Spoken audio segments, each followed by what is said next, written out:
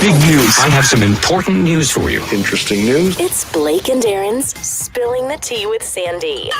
K-Man's top news headlines of the day from CMR. Oh, good morning, Sandy. Happy New Year. Hello there, Blake. Happy New Year. How are you? Great. Good to have you back. Fantastic. Thank you. Have a good time off? Yeah, Good it was, yeah, pretty good. Awesome. Yeah, pretty good. Let me guess, you were with family. It was pretty good. Yes. Mhm. We were away from family. We had an awesome time I know. being away on You guys holiday. truly had an awesome time. What do you got for us this morning? Let's get us up to speed on headlines. Oh, yes. My gosh, I feel like it's been a minute, but some of the news that's making headlines this morning, this is fantastic news. The PAC government members have actually signed the Code of Conduct. So I know we've been talking about this since they were elected, and they're coming up now, I think, at the halfway point later on this year. And so the good news is all of their members have signed it, and now it just is left for the opposition to sign the Code of Conduct. So what's in the Code of Conduct? What can you do? What can't you do? It tries to, and to make it clear, this is the first government that has had a code of conduct for its ministers. Really? And as we can see, Minister Bush, Bernie Bush was held accountable under that code of conduct, but it talks about stuff like the duties of the members, just to uphold the law, including the Bill of Rights, to act in the interests of the people of the Cayman Islands as a whole, public trusts, integrity, and so on. So it has a whole list of general principles of conduct, and the rules are quite comprehensive as well. So it's about a 6-page document. And so, everybody has signed it except for the opposition members. So now it's just left for them to sign. So we'll see if they come up with any excuses not to push us forward. All right. That's pretty good news. All right. American Airlines had a bit of an issue with a flight coming into Grand Cayman. It was grounded for about 10 hours, according to one passenger who contacted us. She was not particularly happy. Actually about 5 hours, but she said it felt like 10, I think, when I saw her message. But anyway, she said that they got a number of excuses as they sat on the plane awaiting departure. Kierdo and Roberts. This was from Miami to Grand Cayman. So they're sitting on the plane in Miami waiting to come here. Yes. Wait. So United Airlines doesn't fly from Miami to here. Yeah, no, this is American. Oh, I'm sorry, American. Okay. Yeah. So the passenger said that every time there's a different excuse coming from American, and first they said that they were trying to put luggage on, like the area that they put in the luggage, there's something going on there that was broken, and they were trying to fix. And then they said, nope, the crew had to exit because of the flight hours, and it just kind of rolled in from one thing to the next. So how long were they actually sitting on the plane? Yes. For how long? 5 hours. Because there are laws. Hot and uncomfortable. Yeah. Well, there are laws in the United States against sitting on an airplane for more than I think it's 2 hours. Mm-hmm. So that would be against the federal aviation rules there. Yeah. During the holidays, a lot was going on against their rules. I think some people, because of the winter storms and stuff, will be very much aware that the FAA is looking at a number of airlines and potentially, levying different fines and stuff against them for basically really, really poor customer service. And some of it actually, as you rightfully said, goes against their rules and regulations. Yeah, just be glad this passenger wasn't on one of the Southwest Airlines flights. Yeah, that's what I was just thinking. At least American found another crew and flew him down here 5 hours later, so. Yeah. Not the end of the world, but, things happen. Yeah. So speaking of aircrafts, 4 people were rescued after a St. Kitts flight actually crashed near Turks and Caicos. So this happened yesterday. Wow. Yes. So they were on board this small private jet, and it crashed right off the coast of Grand Turk on Tuesday, which was yesterday. And a fisherman reportedly aided in their rescue. So this is a bit of good news. Fisherman Callison Talbot says that he was happy to be able to assist, and the authorities said that he did an exceptional job in the rescue, and he displayed courage and selflessness by placing his own life on the line, but trying to get those 4 people to safety. So glad that they're okay. Good. Yeah. And a Not a bit good of way to start the new year, yeah, lots going on. But we're out of time already. Look at that. Yeah, that's all right. Well, you're going to kick off your show coming up on Bobo 89.1 FM. It's been a while. I'm sure Yes. we'll be glad to have you back. Oh yeah, they've been messaging me, honey. Chill. And we'll see you tomorrow morning for Thursday headlines. All right. Have a good day. All right. See you later. All right. Our segment with CMR brought to you exclusively. All right, folks. So welcome back. Thank you guys so much for tuning in. Let's go ahead and get the show kicked off. Now, I do have a new intro, but I don't think the video is quite ready as yet. So what we'll do today is we'll just play our old intro. I like to do something new for the new year. Always like to do something new for the new year. So we'll have a look and see when that's going to be ready for us to kick off. In the meantime, we're still spilling the tea over here on CMR. Peppermint, sorrel, ginger, fever grass, or English. Get it ready. Your morning tea just got hotter. Ooh, honey child. On the cold, hard truth. Bobo 89.1 and Cayman's #1 talk show are bringing you morning talk like no one else. Monday Rewind, Impact Wednesdays, Caribbean Connections, and much more. Don't miss a beat with what's happening in the local community. Just keep sipping your tea. What a mess. Here's your host, live and direct from the Cayman Islands, Sandy Hill.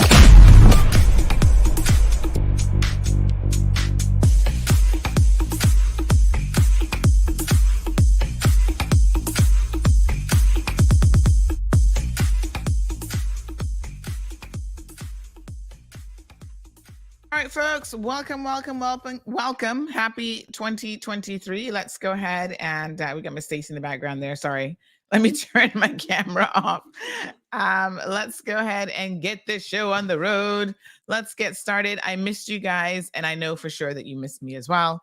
I've been getting your tons and tons and tons of messages. Happy 2023. Are we ready to get it? I think we are. All right. Well, let's start talking about it. Let me send out my WhatsApp notifications to everybody on the WhatsApp list. Thank you guys for being part of that. I'm trying to remember, after a week, you kind of forget all the stuff that you're supposed to be doing. But let me try to just recall everything that I'm supposed to do in my morning. I need to do up a little sign is what I need to do and stick it right there in the wall so that every single day I do not forget. These are the things that you need to do. Okay, reminder list. Anyway, one thing I will not forget to do is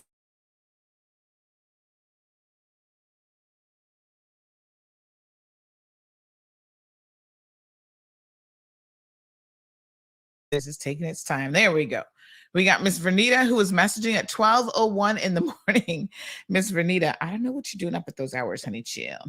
But I believe you need your sleep now. So don't be up in the wee hours, not getting any sleep. I was up until, I think it was about 1 o'clock. So, oh no, hold on. Connection was lost. Oh gosh, hold on, radio folks. I'm coming. All right, let me see what's going on here. This is strange. Let me just do a quick refresh. Not sure what happened there. Yeah, Murphy's Law. There we go. All right, so I think we're back on radio. I was not looking at that screen.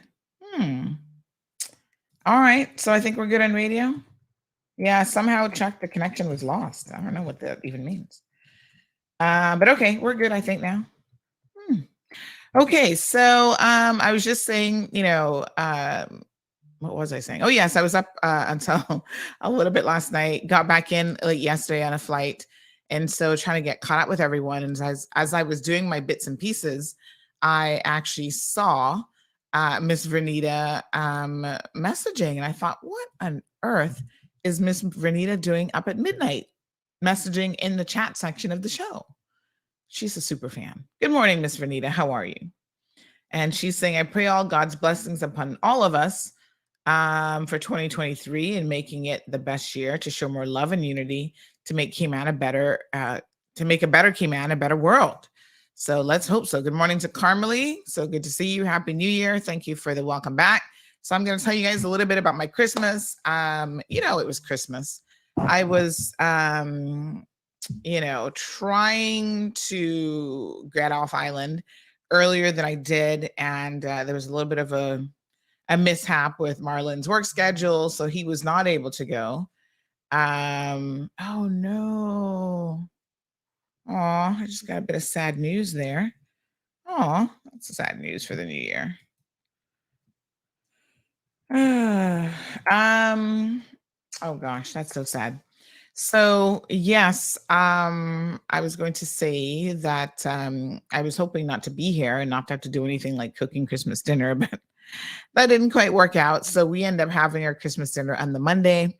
And as usual, lots and lots and lots of food. So thankful that we can eat and not have to worry about where food is coming from, right? Because there's so many people in the world that simply do not have that privilege. So Christmas more or less went off without a hitch. I mean, I have no complaints. I think I've mentioned this before, but this is probably the last year that my daughter's going to believe in Santa. I mean, I think this is it.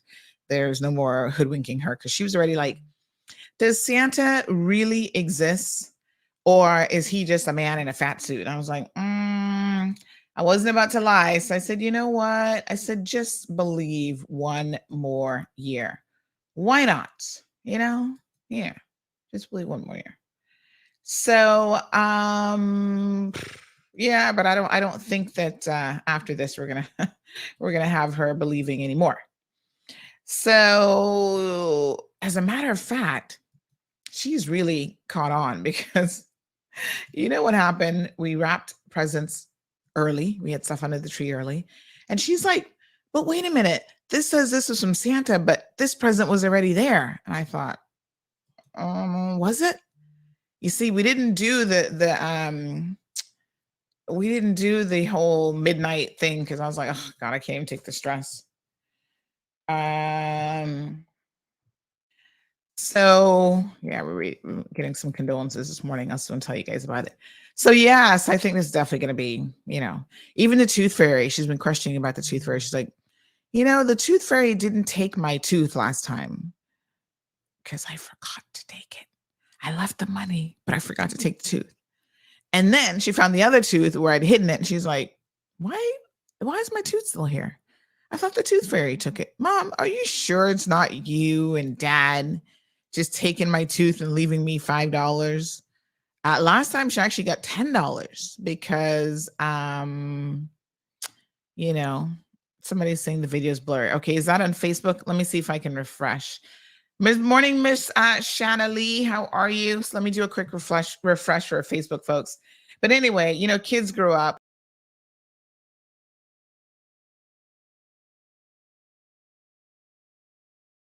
That certain things are just not adding up. So, all right, Facebook folks, let me know if that's any better. So I think this is probably the last Christmas for Santa. And my situation with Santa Claus for myself, honey child. My husband is not a shopper. He's really not into shopping at all. He doesn't like grocery shopping. He doesn't like any kind of shopping. So basically, he's just like, buy yourself what you want and wrap it. And Merry Christmas from me. So I'm just like, well, okay. And so I just keep buying and saying, oh, this is my birthday gift. This is my Christmas gift. And he's like, wait a minute. How many Christmas presents did you get? And I said, well, Santa wouldn't be complaining, since I'm actually doing his job for him. And since I know what I want, it works out actually pretty well. So Irvin says, what a whole heap of blunders. Gigi is more smarter than you. Yeah, she's onto it. Thank you guys so much for confirming that the feed is better. Jonathan says it's a little bit better. I don't know what's going on. Brand new computer, brand new studio computer, by the way. So we should be clickety clacking. We're still working on trying to get that toll-free number sorted out sooner, hopefully rather than later, so you guys can call into the show without having to worry about using up your little credits. Carmelie says most Jamaicans are like that. Or like what? What did I miss? So yes, I did spend some time in Jamrock for the holidays, and had a good time. Mostly it was just about family. Marlon, of course, as you guys know, is Jamaican, and he's not been home in over 4 years because of COVID and everything else that has just been going on. So Gigi was there the last time she was 2. She remembers nothing about that trip at all. So this was kind of like her first trip where she's building some memories and stuff like that, right? So meeting cousins and you know, just hanging out with family. That's what it was all about. I'm completely bitten up, by the way. More mosquito bites than I can even count. I guess that's what happens when you go in the country. So if you see me itching, that's exactly what it is. And I'm going to basically just take a tablet. I took 2 yesterday, and I'm still itching. They're like super mosquitoes, honey chill. Got to keep an eye on them. But of course, it's not just about mosquitoes biting you. It's you're concerned about dengue and everything else that you gotta be like, oh, I don't want to get Zika. Whatever happened to Zika? That disappeared. Dengue fever and malaria and all the other nasty things that mosquitoes carry. Mosquitoes have killed more people than all of the wars combined, like all the world wars and stuff combined. Mosquitoes are deadly. Y'all need to know. Child, put on some repellent. But they bite you and you don't even see them. They're so stealth. Have you guys noticed that with mosquitoes? Like you have on clothes and they're biting you in your rear end and you can feel them biting, but you don't even see the mosquitoes. You're like, what on earth? So, there you have it. But anyway, good trip. Like I said, the importance of, trying to reconnect with families. So Marlon had an opportunity to do that. And for Gianna to get to know her family. I was speaking to his mom and she was telling me a little bit about that family history. And she's going to try to do a little chart for Gianna to show where the family comes from. Let me tell you, only a couple generations ago, they were in India. Like legitimately, they came straight from India. And there hasn't really been a lot of diluting of that side of the family until probably this generation. So this generation is the first generation to basically marry like people who were not Indian. So, and that's most first and second generations tend to stick very close to the culture. So now they've kind of moved away from, they're Christians as opposed to, I don't know what they were, if they were Hindu or whatever in India, but they still have a lot of the way of cooking, like the food culture has been preserved. So their curry is obviously different from traditional Caribbean curry. So they actually scorch their curry first at the bottom of the pot before they add like the chicken, all that kind of stuff to it. But there's a fusion of this. So they love curry goat, for example. And I don't know if they eat curry goat in India or not, but yeah, so it's a whole life. It's a whole thing. So it's very, very interesting to learn more about his side of the family. And what I always say is there are always crazy people in your family, no matter who you are related to or who you are family to. So everything takes a little bit of getting used to. And the good thing about in-laws, honey child, is you don't have to live with them for the most part. Thank God. Right? So you can go and visit and you can enjoy them for a week. And everybody has a limit of how long they want to spend with their in-laws. And you enjoy them for that period of time. And then you just quickly move on. You're like, oh, back to life. Let me just say, first of all, I love Cayman. No place like home. So I am 1,000% Caymanian. I don't mind visiting your country. I don't mind visiting Jamaica. I don't mind visiting America. I even lived in America long term, grew up in America. And still, every time I would touch ground here in Cayman, I was like, the feeling that you get knowing that you're back home is hard to describe unless you've actually experienced it. But there's really nothing like it in the world. And, I remember even as a kid and as a young adult, I would just be like, oh my God, this is my home, my country, as Caymanians would say, this is where my navel string is buried. That's definitely the case. So, there's something special about no matter where you're from, I think, being able to return. And there's so many people that migrate all over the world that are not always able to safely return back home because of a number of different factors. But we have a lot here to be thankful for. And so in 2023, moving forward with an attitude of gratitude and also a little bit salty because I'm going to tell y'all something. The older I get, the less I care about a lot of things, including hurting people's feelings. Like I just no longer care. I'm like, let's just get on with the business of fixing things, right? So I appreciate the love that my in-laws always show when I visit. They're very, very kind. You know, treat me just like family. Nothing like your own bed though, child. I felt like I was a what's the three bears where you go, this bed was too soft, this bed was too hard, and then finally the last one was just right. Well, I love my own bed. My own bed is just right. So super, super good holiday. Lots was going on here that we were keeping a tab on. Big shout out to the entire CMR team, who kept things afloat. I gave them a couple of days off around the holidays, and then I kept stuff going on the website. Social media never missed a beat. We don't miss a beat on social media. Whatever's going on, once we got internet, honey child, we are on it like white on rice. So KK says, listen, it came out as heaven for us and many others. We're going to be talking about that little bit of heaven. Thank you. Somebody said Goldilocks and the Three Bears. Yes. It's like that third bed. That third bowl of porridge. This is just right, said Goldilocks. Nothing like home. So when we got home last night, we got it in the late flight. Big shout out to Cayman Airways, by the way, not a hitch. Got home a few minutes early even. I must say that even Gianna was like, I think our house missed us. I said, yeah, I know I missed my house. So hopefully it missed us too. Like KK, Evelyn was saying, she's kind of putting a lot of things together, but she's like, a house can't really miss us. Kid's not a living being, right? And I said, no, but I get the sentiment. We miss the house and it feels like it's empty. Cause she's like, I feel so empty now that we're back. And I said, yes, let's fill it up with laughter and just good times. So the other thing that I'm doing, you guys should know, is I'm working on adding another member to our family. You say, what? Yes, honey child, I'm going to tell you all about this journey as we get a little bit closer to making it happen. I'm trying to flesh out some details though, so I need to make a few phone calls. But yes, it's been over 2 years now that we've lost our beloved Coco. I know some of y'all were just thinking, oh, Sandy can have another baby. Don't y'all get crazy on me now. It's just a new year, but don't get crazy. So no, we are looking at adding a new furry family member.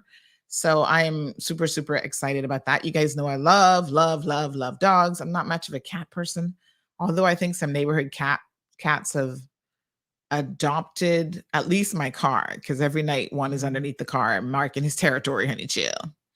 But I love animals in general, but I'm really, really a dog person. And so I don't feel like a house is really a home without a furry pet in it. And so we are making some steps, getting ever so closer to securing a new dog to add to the family. So excited. KK says, same thing I was saying, baby. What? No, honey chill. That door is shut as far as I'm concerned. Can't afford no more. So thank you so much, Miss Morna and everybody else for the welcome back messages. You guys really missed me and you missed the show, because the messages I've been getting, when are you back? We miss you. Come on back, honey child. Where you be? Where you is? I mean, it was nice to be missed, actually. So I thank you all very, very much for that and your constant messages. What can I say except now we're back and now we're going to do it. So yes, I appreciate the love and the, one second here. I appreciate the love and, all the support from all of you. The messages were constant. Some of you were like, I'm in withdrawals. When are you coming back? I was like, oh my gosh. Okay. So yes, thank you very much for that. So what else happened over the holidays? We had a desktop app. Hold on one second.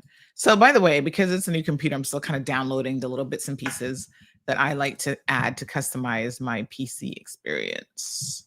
So yeah, I missed you guys too. Every morning I got up a little bit later. I was like, oh man, right now I'd be doing my show and we'd be talking about whatever. And there were so many like topics, things that were happening during the holidays. I was like, oh man, add that to my notepad because we can talk about this at some point. Because the news never stops and there's always something topical, and hey, we're here for it. So Kate, Alejandro says, don't get a Pomeranian. Worst 12 to 15 years of your life. Your ears will bleed. You know what is so funny about that? Is that's one of the options for the dogs that we could have gotten. And I actually said, no, thanks.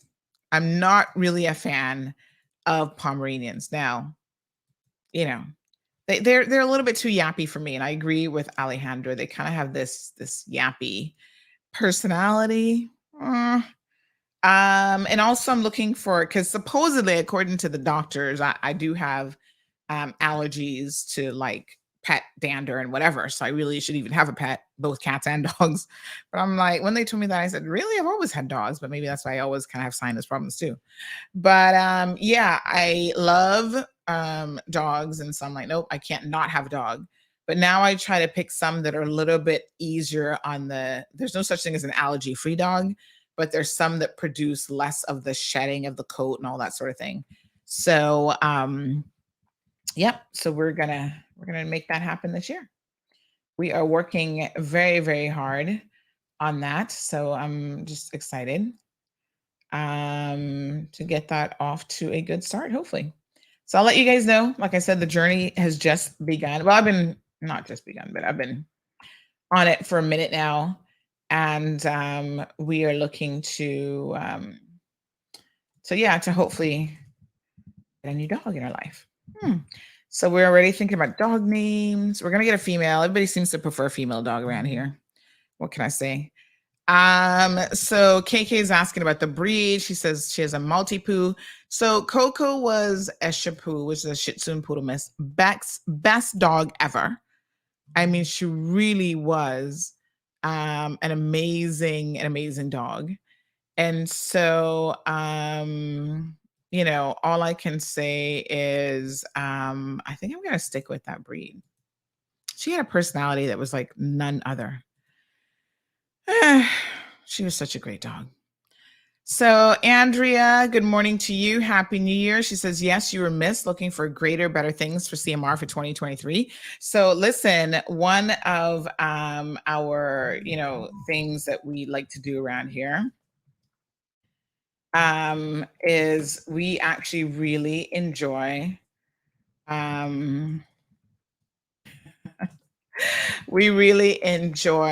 having a theme for each year. So this year's theme for CMR is bigger, better, and bolder. And the bolder part might surprise you because you're like, how much more bold can you possibly get? But we're going to go there. We're truly going to go there. So yeah, so that's our new theme, bigger, better, and bolder. And why not? Well, what have you got to lose? But just taking, stepping out on the limb and going bigger, better, because improvement is important, and bolder for 2023. So we're going to talk about exactly what that means as we go through the next month or so. So Dion, good morning to you. Alejandro says, me in the morning drinking coffee and no gossip. That was him with a cry face. Yes, honey, child. We're here for it. We're here for the tea. Get your coffee, which let me do a big shout out to Andre Stevens Papsito in Jamaica, because I actually got to link up with him while I was in Jamaica just briefly. And so that was fantastic. You guys know that he has his own show there in Jamaica. And in addition to that, he also, oh Lord, I'm getting more messages about these Cubans again. Jesus. Some topics will just keep giving. Let me just say that much for 2023. But anyway, Andre, I got a minute to link up with him. So big shout out to him. He was mentioning to me that he's actually, he does a 3-hour nightly show, and he's actually going to be starting a morning show soon as well. So y'all will have that to listen to. I think he's doing it with a co-host. That's a lot of talk, honey child. I'm like, oh my God. 3-4 hours a day is a lot. Miss Dalila Connolly's in the house. Good morning to you. Shani Lee says a Bichon Poo. So I'm assuming this is a Bichon and a poodle. You know what? Poodles are really, really smart dogs. And so I'm not surprised that they, have a good combination with a lot of other dogs. They are very, very intelligent, actually. Not all dogs are smart dogs, but poodles have a reputation. You can train them. In fact, you'll see them a lot when people use them for things like security dogs. And you think, oh, why is a poodle like a drug sniffing dog? That's because they're actually really, really smart. And so when people train the poodles, it becomes, easy to train them, and they pick up on things relatively quickly. So yeah, I'm totally, totally not surprised that people really love anything mixed with a poodle. I get that all the time. Mhm. So let me just see here what else we got going on, good folks. I'm just trying to see. I'm getting a lot of WhatsApp messages, and I'm trying to remember how to silence. It's not particularly loud, so I don't think most of you can really hear it, but there is a little background noise that keeps dinging, and that's my WhatsApp. System sounds. So anyway, I'll figure that out, how to turn the volume off on my WhatsApp sounds. I don't mind getting the messages because sometimes you guys are sending me like real live updates as stuff is happening, but I need to mute the audio. I can't remember how to mute the audio. Okay, I'll figure it out soon. All right. So yes, that's some of the stuff that we were doing over the holidays. I see a lot of you messaging, so let's get to some of those here in a second. So I'll keep you guys updated. So Yorkie, Macti-Poo, teacups, and Shih Tzu. So Evelyn says get the Shih Tzu. They don't shed. Yes, they're good for that. There's a lot of mixing of dog breeds these days, and people still think that they are pedigrees. Not really. Once you start mixing a dog, it is what it is. But there's nothing wrong with a good old-fashioned mutt. I don't know why people get, they feel like, oh my gosh, I've got to say it's a Shih Tzu and Poodle mix because that makes it. I'm like, listen, some of the best dogs in the world are all mixed up, just like people. They're mixed with a little bit of this and a little bit of that, and only God knows what's really in them. You can now do DNA tests on dogs. So you know how you can do the whole 23andMe for people? They have little kits like that for your dogs too. You can find out exactly what your dogs are. But to me, listen, I'm not really too bothered. I'm like, the best dogs are really mutts who are all mixed up and they're just loyal and wonderful.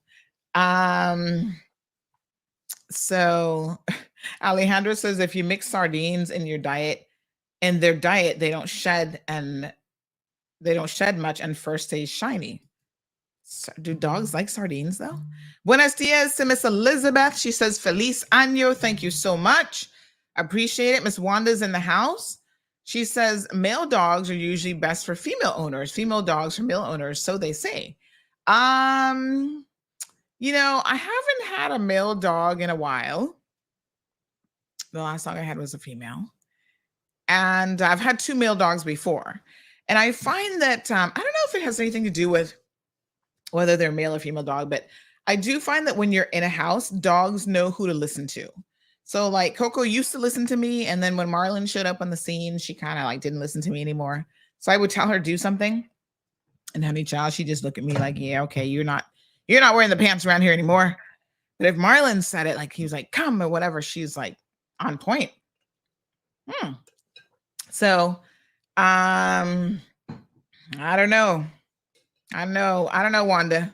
I'm sure maybe they just, you want a good family dog that has a relationship with everybody in the family, but I always feel like they kind of attach a little bit to probably one particular person. And yes, KK laughing. And child Coco abandoned me. She's like, oh, there's a man in the house.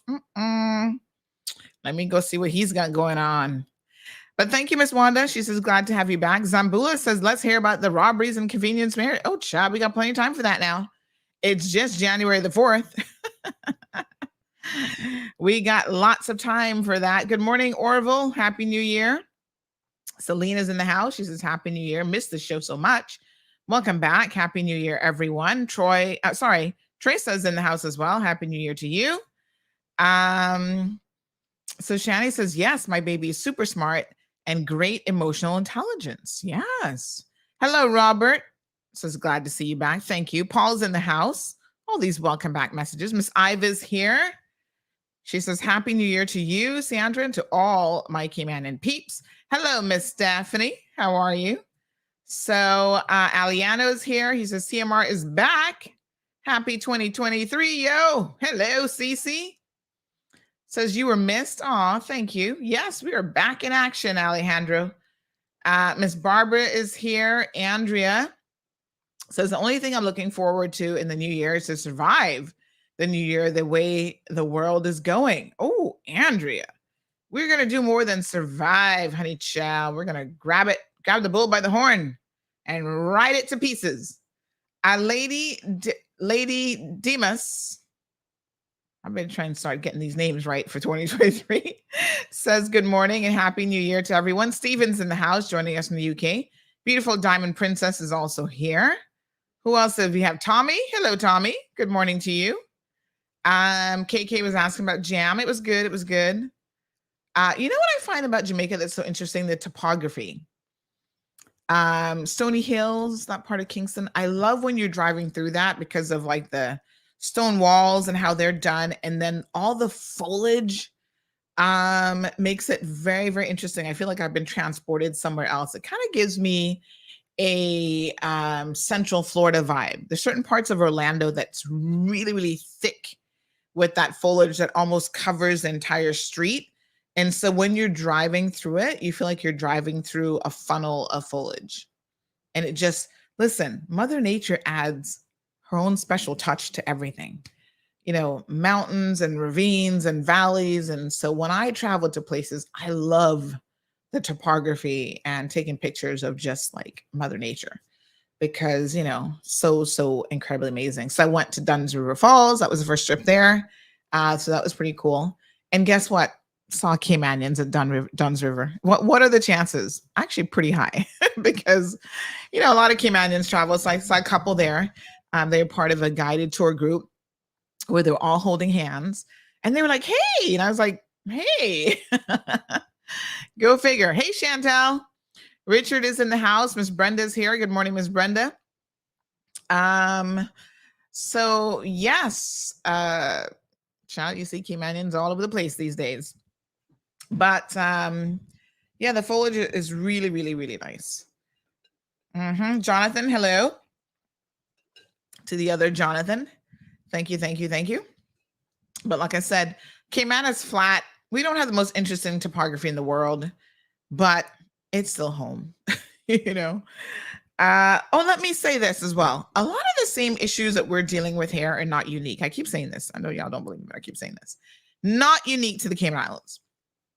One of the things that people were telling me in Kingston is that Devon House has uprooted some of the green areas and they have actually put down concrete parking. They needed more parking space. They needed space for like events and whatever. That was their logic. And I was like, oh Lord, everybody's complaining about the lack of green space and how we're losing it all over the world. And that green space is so important for our survival as the human race. So it was kind of sad to hear that is impacting not just us here, but you know, Jamaica and other places around the world. People are always fighting to keep the green space that is there instead of destroying it for another parking lot. You know, I understand that there has to be a balance. And this morning we're going to be talking about the whole Marriott situation. So y'all wait for that conversation. But there has to be a balance. And with that balance, you know, oh gosh. I mean, one thing I must say about Jamaica is Jamaica does have a lot of greenery and a lot of foliage. Like, I don't even understand how people can just build a house on the side of the cliff. I'm just like, isn't that house gonna fall off? You know, it was so funny because one day, I can't remember. I think it was my mother-in-law said, "Oh yeah, one day that house front did fall off, and they just built it back." And I was like, "What the hell?" So certain areas like Junction Road. Ugh, I'm like, do we have to really go down Junction? Yes, honey, chill. Landslides because of the rain, things fall into the road. It just happens, and so it is what it is, and people still continue to live in those sections of the road. So, by the way, big shout out to Burger King. They are sponsoring the show, so they have come on board now to sponsor our Monday, Wednesday, Friday shows. So let me go ahead and stick that up. It's a little bit high, but we'll get that sorted out. So big thanks to them. Johan is in the house. Johan, I just saw. Hello, Miss Ethel. Jonathan says with all these criminals running around, he used to get a grizzly bear for a pet. What hot mess. So Johan says your host is wicked no ras, but I missed her. Hashtag bad mind runtings. Oh, Johan, he's such a trip. We miss you too, Johan. Good morning, Lavana. Oh, let me just say this about Christmas before we move on. Some of y'all were trying to grab the giveaways that you didn't win. Now, I'm so sad to even have to address this. I mean, come on, people. Really? We had we gave away like, oh my God, how many prizes in the end? I lost count because it was so many, like 70 prizes or something ridiculous, right? And you picked a number and you had to stick with that number. And y'all was showing up to collect your prize and giving a different number because you're like, oh, well, I want that Bluetooth headset. That was one of the ones where a young lady and a younger child showed up talking about they want the Bluetooth headset, which was number 7. The only problem is they didn't win number 7. So y'all make it bad for everybody because now next year, we're going to have to get really, really strict. We're going to have to be asking for IDs, which we're now having to do. You have to sign on the line where you collect your prize because the gentleman who actually won number 7, right, properly, was going to re-gift that to his granddaughter. And the granddaughter was so excited about getting this wireless Bluetooth headset, and she didn't get it because somebody else got it. Now, y'all know that that's just wrong. That's just, come on. I can't believe that I even have to have this discussion. And so then I had to go into my personal stash, find a Bluetooth headset, which, by the way, was a really expensive Bluetooth headset. And I said, you know what? I'm going to make this situation right. And we had somebody else who took a $100 gift certificate that wasn't theirs, that belonged to somebody else. Like, come on, people. They say no good deed goes unpunished. And now I'm beginning to wonder. No, sir. Y'all gotta do better now because y'all know we don't like dishonesty around here. Miss Brenda's asking, did I drive down Bamboo Avenue? I don't even know, child. Where's that? Is that in Kingston? I tell you what, Junction Road has a lot of areas that has bamboo up on the cliff. And I saw people, even as we were traversing it, actually cutting down the bamboo. And I'm thinking, why on earth are they cutting down the bamboo? And so I was told that I guess they use the bamboo for whatever purpose. I was a little bit disappointed to see that though, because I couldn't help but think to myself, something like bamboo has a lot of value to the cliffside. Yeah. So taking it down, cutting it down, is certainly, Miss Susie says it's used for rafting, but it certainly has an impact on even when a little bit of rain comes, the ability for the mountainside, the cliffside to actually, stay intact. Like all that foliage can help keep the rocks in place. Now, of course, if you have major rain, I guess, it's coming down no matter what you do. But then, that messes up the roads. So anybody looking to open up a business in Jamaica? By the way, we're going to talk about that security company who wants to come to Cayman. Please don't come. Just stay right where you are. We don't need you here. I'm not trying to be rude, but we really don't need another security company here. We're going to talk about that this morning too. But anyway, So listen, you got to be careful how you use and abuse and take advantage of Mother Nature, because certain things are in place, whether it is for us, our what's it called now? I'm looking at them in my brain and can't think of the name. They're found by the ocean side. They help. Oh gosh, what are they called? What are those plants called that we need to protect? Oh Lord, have mercy! Look at the brain already. Help me out here now, folks. What's it called? That people always be trying to destroy. Google it, says Jonathan, but I can't. Mangroves. Thank you, Moya. Yes, Shayna Lee and Moya are mangroves. The mangroves are important to the survival of this country, and there's a lot of things that actually live in the mangroves, and so we need to turn off notifications for WhatsApp. Hold on, let me do this real quick. I'm gonna go into my notification settings. Yeah. So, it's really, really important that we do our best to try to protect things like the mangroves, right? Yeah. Okay. So, they have a place in protecting, whether it's like the ocean life or the I just don't know what's wrong with people. We are destroying this earth faster than it can. I see Jonathan says, well, they can rebuild so quickly. But the problem is, as human beings, we are taking such a toll on the earth. The trash, somebody sent me the one from West Bay. Every time I visit a country, I look at my surroundings, how clean the country is, because normally that's an indication of a lot of things. Garbage just thrown everywhere. You've got people who have these garbage bins. Oh, just throw it in that hole. I'm just like, do you know that this stuff seeps into the ground?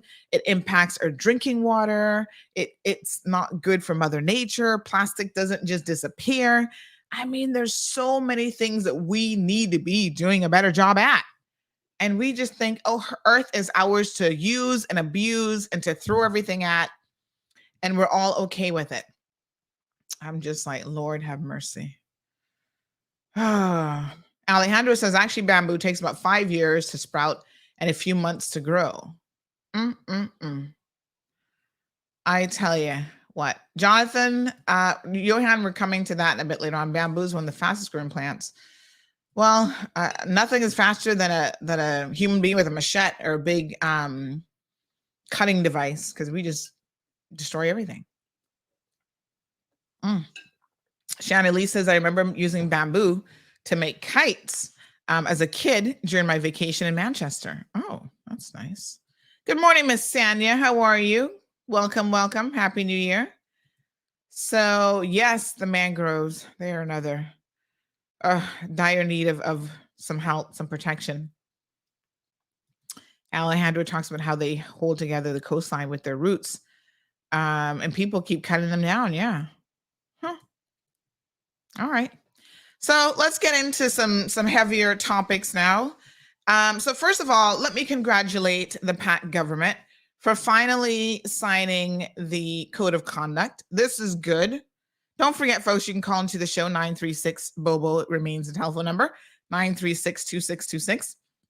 So my apologies. The PAC government announced yesterday that all elected members and official members of the parliament have signed the Parliamentary Code of Conduct, which was delivered to the clerk of the court. Yay! Where's my applaud button? Because we've been waiting on this for a minute, honey. Chill.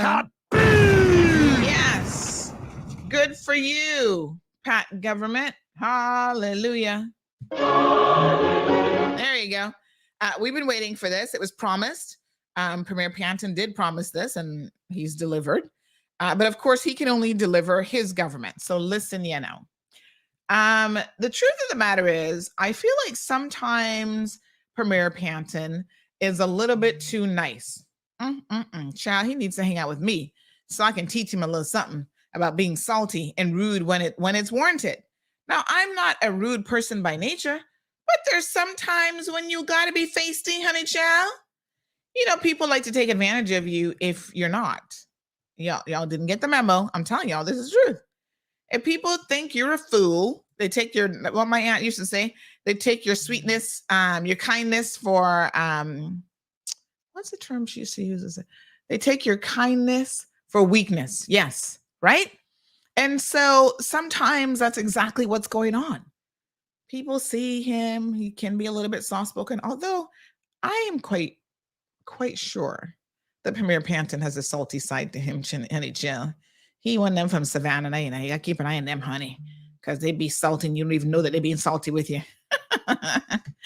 So listen, the one thing that he didn't really want to tell anybody is the fact that the opposition has had this for quite some time, and they've been sitting on it. And then when the whole thing came up with Mr. Bush, they acted, and the comments that they made would have you believe that they did not even have a copy of it and that it wasn't being done. And oh yeah, the government needs to deliver that code of conduct, Politics, I tell you, not much has changed, I'm sure.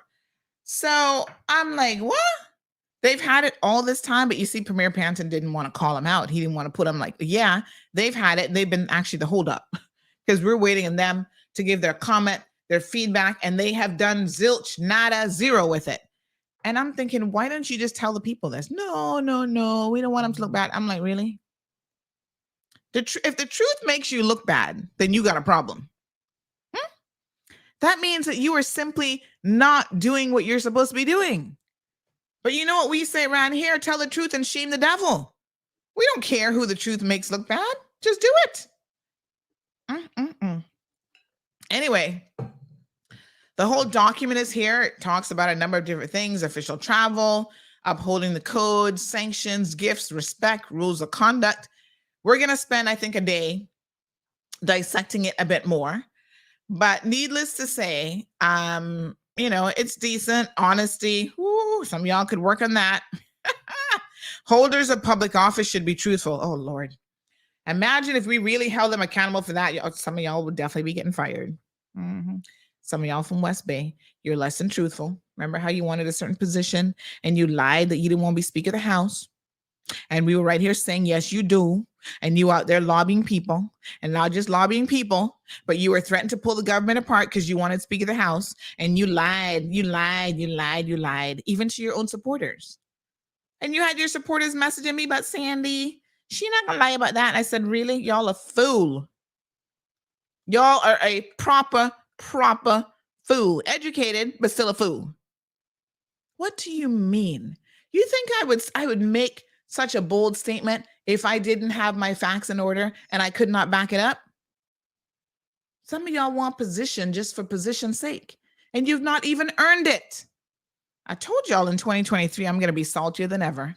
And if you got a problem with it, please change the dial because it's not going to change. Anyway, honesty, openness, accountability, leadership. Some of them not leaders. They need a bit of training.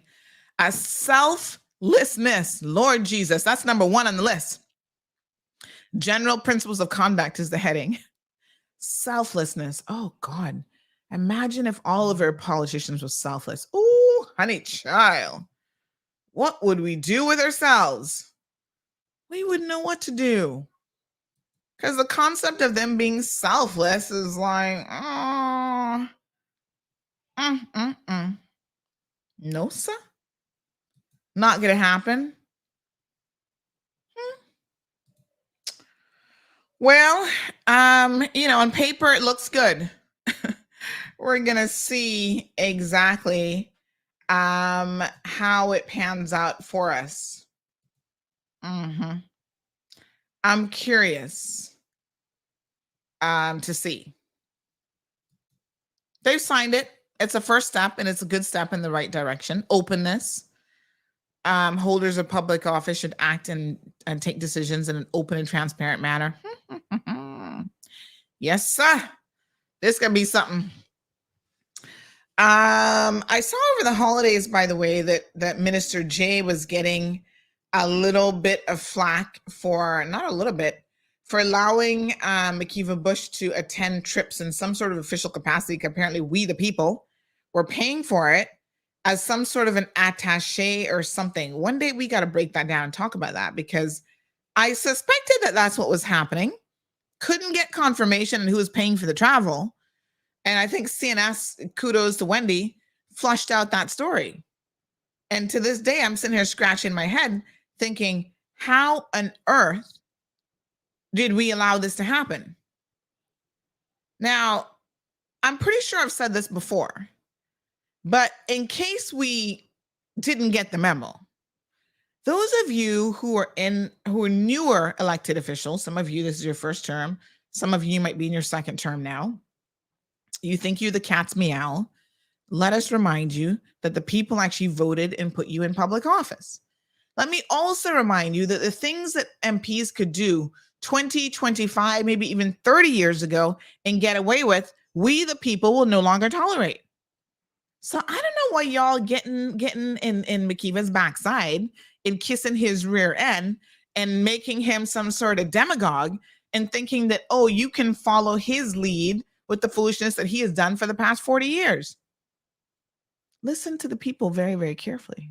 The people have had enough, and we don't want that type of representation or that type of behavior from our elected officials anymore. And if you align yourself with certain individuals, when it comes time to have them chopped off at the knees, notice how close he came last time to not getting elected. You tell me he can retire this time, we will see, right? You're going to be direct collateral damage because you've aligned yourself politically with someone who has no behavior. And who clearly has no self-control. And we question how much of the best interest of the people, do these elders, if you will, really, really have. They need to go. The age of the dinosaurs is over. But some of these newer ones, it's like they see the glory days of where the MPs could do whatever they want, the bad behavior, listen, I mean, when I tell you bad behavior, it's atrocious what MPs have traditionally been able to get away with in this country. So now they come along and they grew up, I guess, worshiping and respecting these individuals for bad behavior, by the way. And now they think, oh yeah, I'm going to prop him up. He can travel with me. He can be my bosom buddy. Up to no good when they travel to Jamaica and we be getting the news back and the photos and the WhatsApp messages and all the kind of scandalous behavior they be going on with.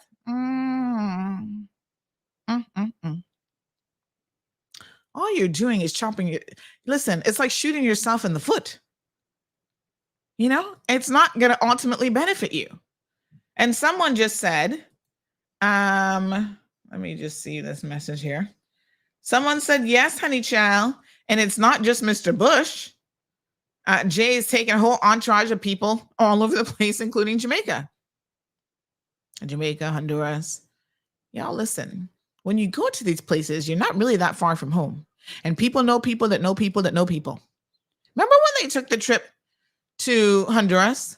And within a minute, we had the video of them walking through the airport in Honduras.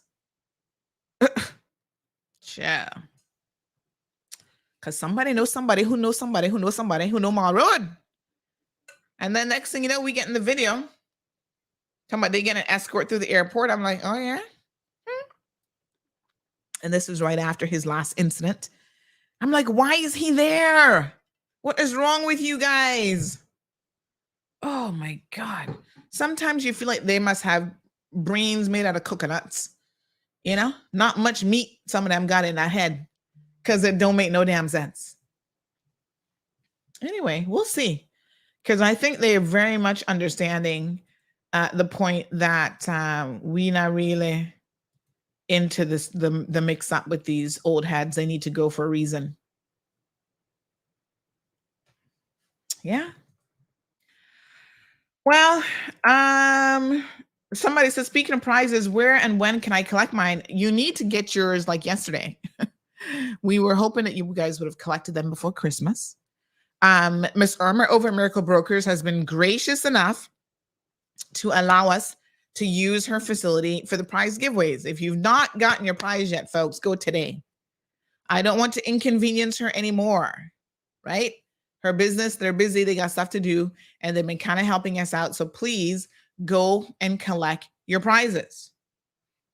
All right. Someone says that missed the green space that used to be in front of the courthouse years ago with the ficus hedging. Yes, honey child. They keep tearing up that fountain area, and they redo it and repave it. And somebody has a lot of money to waste on this Georgetown revitalization project. Now, mind you, now that that one street is finally done, Cardinal Avenue is finally done, and we spent God knows how much because we need to FOI it. Let me write a little note to myself about that. FOI, here's my to-do list. I need to find out how much money we actually spent on Cardinal Avenue. FOI, Cardinal Avenue. All right, that's on my to-do list now. Yes, honey child. Oh, yes, I need to FOI Pirates Week too. See what a Pirates Fest. How much money we waste on that this year. Okay, any other FOIs we need to be sending in, honey child? Let me add it to my list. Yes, I mean, that looks okay. It looks decent. I see the tourists kind of using it. I think part of it is still a drive-through street. It's a little bit confusing, but you know, what would a government project be like without a bit of confusion? It adds greenery. We've added some trees. All right, okay. 2 years time, they'll be digging it up again. I am sick and tired of wasting money digging up these roadways and projects. Now, between Hero Square and the little, I think it's all considered part of Hero Square because part of it goes on the other side of the courthouse with the plaques and the names of all the, seafarers, all kind. They keep digging them up. Just the other day, they were there digging up the fountain yet again. I am just like, why? Why is it because we get such poor workmanship that there's a leak, there's a problem? Why do we keep digging it up? They took out the benches because they claimed they didn't want homeless people sitting there, haggling people and bothering people. And I thought to myself, okay, so we got all of 2 homeless people who are mental health patients who need to be put in a proper facility who hang out there, and you dig up the whole place because of that? How about just addressing the 2 people that need the help?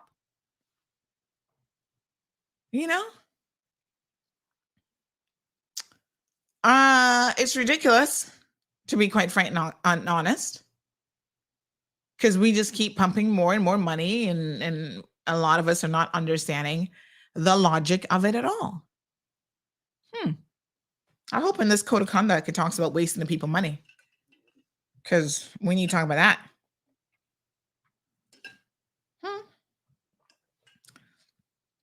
They talk about respect.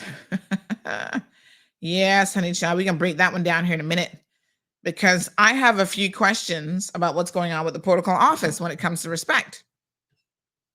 And I hear some MPs have been less than respectful to the protocol office. Are we ready to go there yet? Woo, honey child. 2023 gonna be hot around here. A couple of MPs gonna be pissed off, but ask if we care. They have a whole section on gifts. Wow, there's a lot of coverage of gifts. That's where they be trying to get kickbacks and stuff. Official travel, upholding the code, application to ex officio members. So the ex officio members would be people like the Attorney General, France Manderson. Who else is an ex officio member? All right, so they've all signed it November the 11th. Some signed it later than that. I see the premier and deputy premier signed it first. We got Juliana signed it, Bernie Bush, Honorable Kenneth Bryan, Honorable Sabrina Turner, Andre Yohani Ebanks, Isaac Dwayne Seymour, Heather Bodden. Oh, look at Miss Heather. She got a fancy signature, honey child. Oh, she's got a beautiful handwriting. She reminds me of my uncle that I grew up with in the States. Uncle Willie. He was only a janitor, but let me tell you something. He had the most beautiful penmanship that I have to this day even ever seen in my life. I swear the man must have learned calligraphy in school.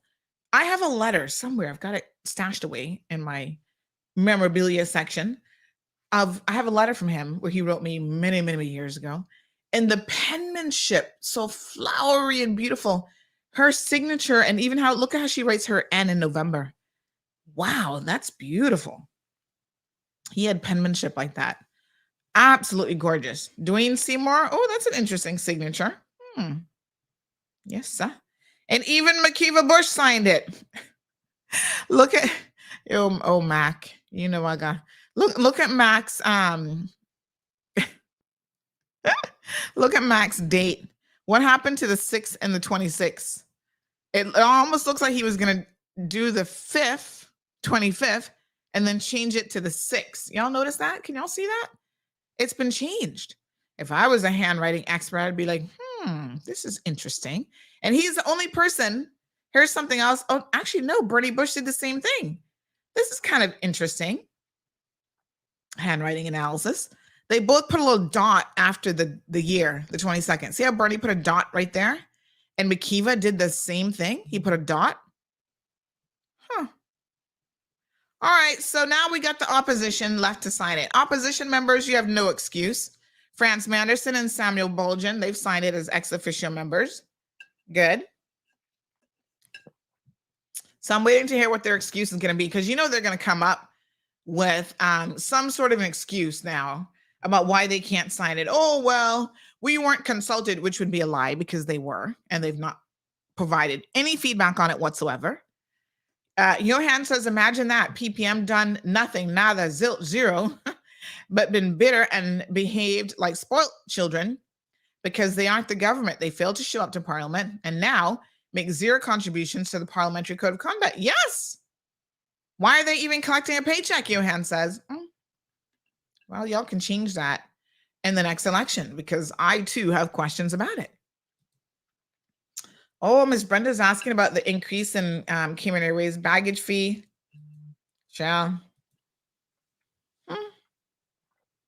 Miss Darlene says, I often wonder if the salary for politicians was cut in half, how many would stay on and run for office? Just saying. And Miss Brenda goes on to say, just remember that to lead, you have to be a leader, not a follower, not a yes man. What a hot mess. 936 Bobo. And you can also call me on my WhatsApp, because we got that all figured out now, where you can get on. I know some of you overseas and stuff like that. We can pull you in on WhatsApp on that line. Not on the 936 number, though. That one is, well, I guess we answer it. So we can pull you in that way. Yeah. Mr. Amelia, hey, honey child. What's up? Happy New Year. Miss Darlene says yes, and now that we're on Cardinal Avenue, what a big waste of money. Thought it would have much more on like local music and attractions, especially with when the ships are in. Well, that stuff is easy to add. I don't know who that falls under. Tourism, maybe. Culture, that's another ministry. But all of those elements are really easy to add. But I do think that the so-called revitalization of Georgetown should include more than paving a road, making it pedestrian only, and adding one or two little trees. So I agree with Miss Darlene 1,000%. Let's revitalize it so that it is a bit more, full of life. the very meaning of revitalization. No, sir.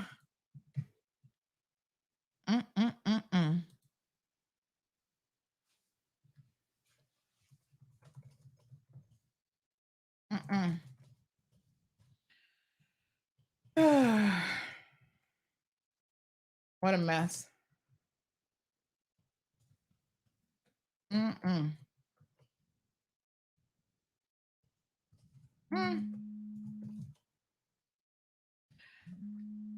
All right. So, oh yes, we got a caller in the line.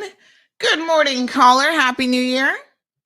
Good morning, lady host, and happy New Year Hello, to you darling. How are too. you? So nice to hear that voice. Oh, I am so great So grateful. Someone was asking, what's your word for 2023? Mine is grateful. And I thought Yes. to myself, oh, they stole my word. I've been saying that all my life. Yes. So, Yes. so I don't have a new word. Okay. It remains grateful. Maybe I could Attitude change of that. gratitude. I love Grateful. it. Yep, absolutely grateful. You, you know, as they say, you might see my glory, but you don't know my story. Amen to And with that, that, honey.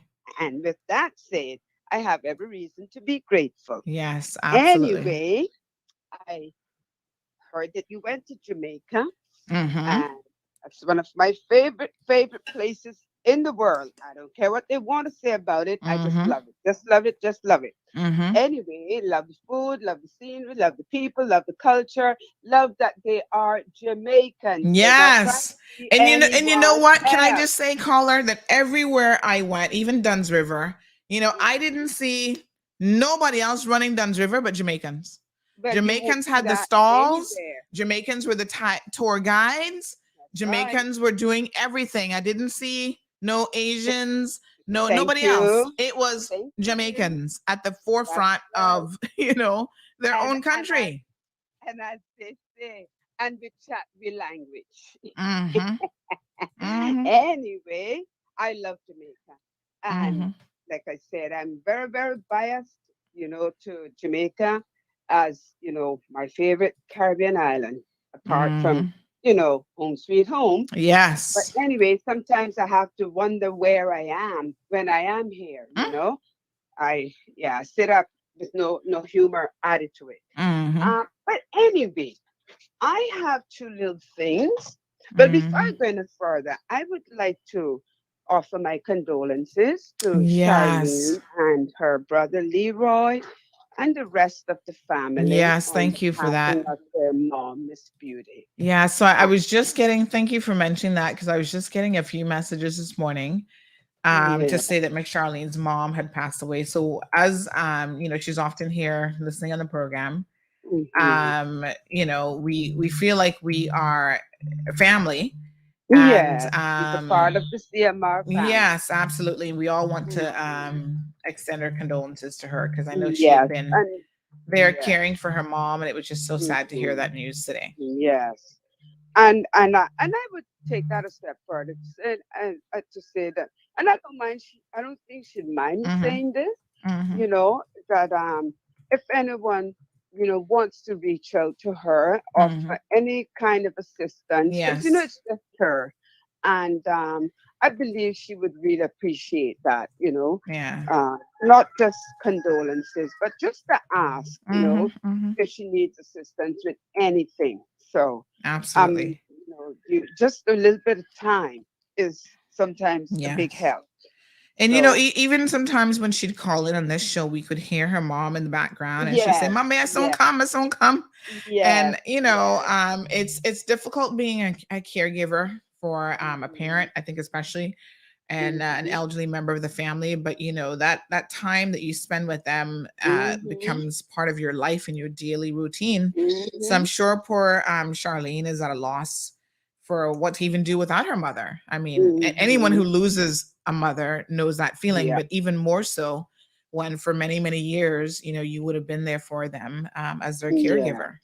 So yeah, And we really extend our condolences to her. yeah, and another part of that is, you know, even though there might be a caretaker in the home, Hmm. um, but I can speak from personal experience.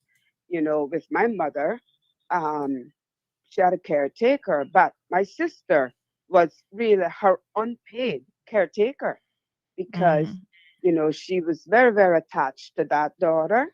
And well, it was a two-way street, really. And that was who made her happy. She wanted her company. She wanted her to cook for her. My mother had gone blind, and obviously, I think she didn't trust to eat from anyone else.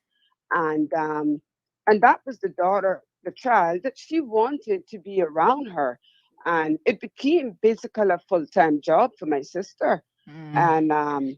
And she was the unpaid caretaker, as I say, because those who are being paid, believe me, you need to be Mm. a Hmm. busher.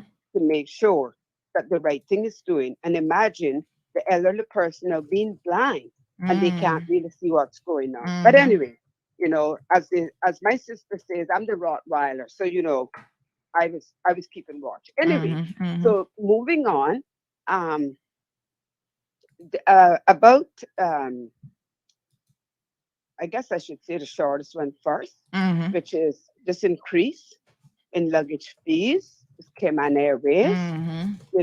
I have to say this baffles me that this is the approach that is being taken when people have asked why jump from two, three pieces of luggage to suddenly charging for each piece of luggage $20 for one piece, for the first piece, second piece, third piece is $50. And, it was asked and even suggested, well, why not just, allow the first piece free, second piece $20, third piece $50, and so on. The Cayman Airways ticket is already more expensive than any other ticket. And, what made it really attractive was the free luggage. Now, I support my airline. I'm proud to know that we have our flag carrier, but, it's all about common sense and marketing. So I don't know whose bright idea it was, first of all, to start charging for the luggage. And now I don't know whose genius idea it is to increase the charges. And you have the other airlines flying into Miami, going into Fort Lauderdale, and people just taking those flights and driving down to Miami. So my question is, could somebody explain to us, well, what's the common sense approach here? I mean, please do not tell me that it's because, you need to make more money. Well, I would suggest then you concentrate on flying to the right destinations or stop flying to certain destinations. Concentrate on where the airline does make money and they know where that destination is and provide proper flight times and so on to that destination. Okay. Now, the other one is something that I've been talking about for many, many years. And it's not just this administration or the previous administration, it goes back quite a while that I've been talking about this. And I don't care that anybody wants to make the excuse, oh, but we can't tell the US what to do, or oh, we don't have the population. Bull caca, okay? Anyway, I'm wondering when any administration is going to address this problem that we Caymanians have with trying to get a US visa. Whether it's a first time. Ooh, honey, you're hitting some topics here today. Okay, but I was waiting. I didn't want to bring this up during the Christmas time, because clearly it was going to get lost. And so I stored it for the new year. And now it agitates me even more. Yes. Because I'm going to share a little experience. Well, it wasn't little, but something that happened to me in November. And bear with me if I get my years mixed up here now, because I think the year is 3 or 4 days old. Yeah. So just bear with me. Yes. So I'll try to say the years. So in July 2021, I did a renewal for my US visa, which was expiring in August. I could not do it any sooner because of circumstances that prevented me from doing it. And, I was told, oh, don't worry, you'll just get an email saying, don't send the ignore the appointment, just send the passport. Well, that email did not come. What I did get was, we require an in-person interview. And that was cemented by reconfirmations. And this is July 2021. And the earliest appointment I could get was December 2022. Okay? 18 months forward. Mm-hmm. And so I kept the appointment, and um, they had a standard questionnaire, and they treat those Jamaican people like they're dogs. They talk to them like they're dogs. I Mm-hmm. mean, if you watch them, they're like dogs when they're bristled, ready to attack. And so they had a standard. I was the only Caymanian there that day, and and I was the last person that got seen. Mm-hmm. And yeah, because when it was my turn to get to the window, the woman pulled the blind down. She just refused that person. She pulled the blind down. And then she said something to me. And I said, pardon me. And she said, oh, what if my colleagues will assist you? And so I just stepped back. And then the other lady who walks up and down, she came and she said, what happened? I said, she closed the window. She said, oh, I'm sorry. She said, well, come over here and you'll see this officer. Did that, like I said, the last person to be seen. And got to the officer and gave him my passport, my Cayman Islands, Burgundy passport, Cayman Islands, British passport. He proceeded to ask me the same questions, and then which I suspected why they wanted the in-person interview. And I'm not going to get into the details, but I was right. That was what it was. So he proceeded to ask me the same questions. And then he suddenly said, oh, you're a Cayman citizen. I said, yes. And said, well, clearly they'd done their background check on me because he even knew what insurance I had here in Cayman. Okay. Yeah. And so then he said, oh, okay. Now just so I look at the screen, he said, oh, it's approved. And then all the bristles went down, and countenance had changed and so on. Okay, so then he said to me, he said, when are you leaving? My appointment was on a Friday. He said, when are you leaving? I said, on Sunday. And he said, okay, well, and I said, I can leave the passport with you because I can travel home on my UK passport. He said, oh, okay.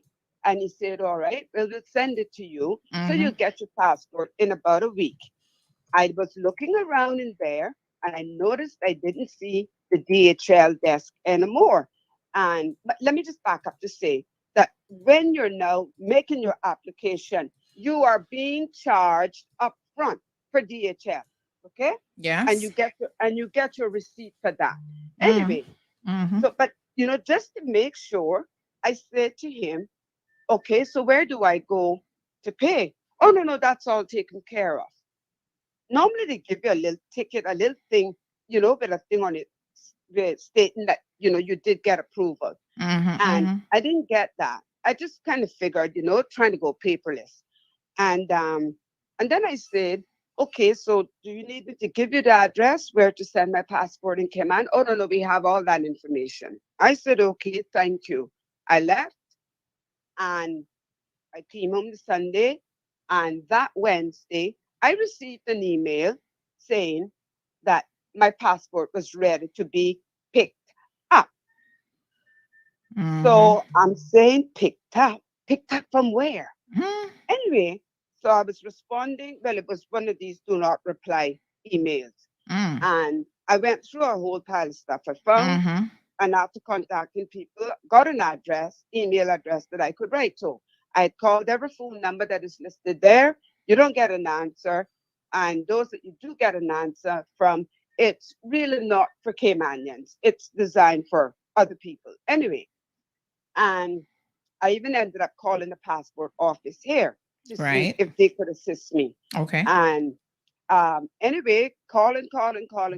Finally, well, I had written 2 emails to the email address, and all I got was the automated reply. And I finally called a number, which I got an answer. A person answered that one, and basically they were just robotic, just answering good morning, blah blah blah. And I'm saying what's going on. I'm saying I'm a Cayman citizen. I got this email. My passport should have been sent to the Cayman Islands. Can you tell me where my passport is? And that person is telling me, oh, well, they can't tell me anything. They're not allowed to interrupt the officers and blah, blah, blah, blah, blah.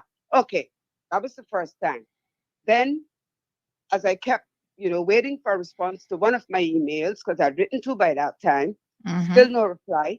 And I decided to call again. So I went through the same exercise, finally got a person again, and I spoke to that person and I said, I'm not sure who it was I spoke to, but I don't know whether the person couldn't assist me or didn't want to assist me. And I said again what the story was, and I said, I need to know where my passport is. Someone has to be able to tell me where my passport has gone. And I said, at this, if no one is going to assist me, I said, then the only option that you leave me with is to go to my government and ask them to help me retrieve my passport. And I really don't want to have to do that. But I guess that got their attention. And then I was told, hold on. Mind you, I was paying for every minute of the call. And came back on the phone and said, okay, here's an email address you can write to. And while they were giving me I said, but I've written to that email twice already. And I have explained that I'm only getting these automated replies. That's not what I need. I need a human being to communicate with me. I need to know where my passport is, And I said, by the way, the passport is not even mine. The passport belongs to the magistrate. Okay? So what do I report here? Anyway, so finally, I was sent an email then telling me where my passport had gone. And of course, it didn't come to Cayman, okay? So with that then, I wrote another email saying again where the passport should have been sent.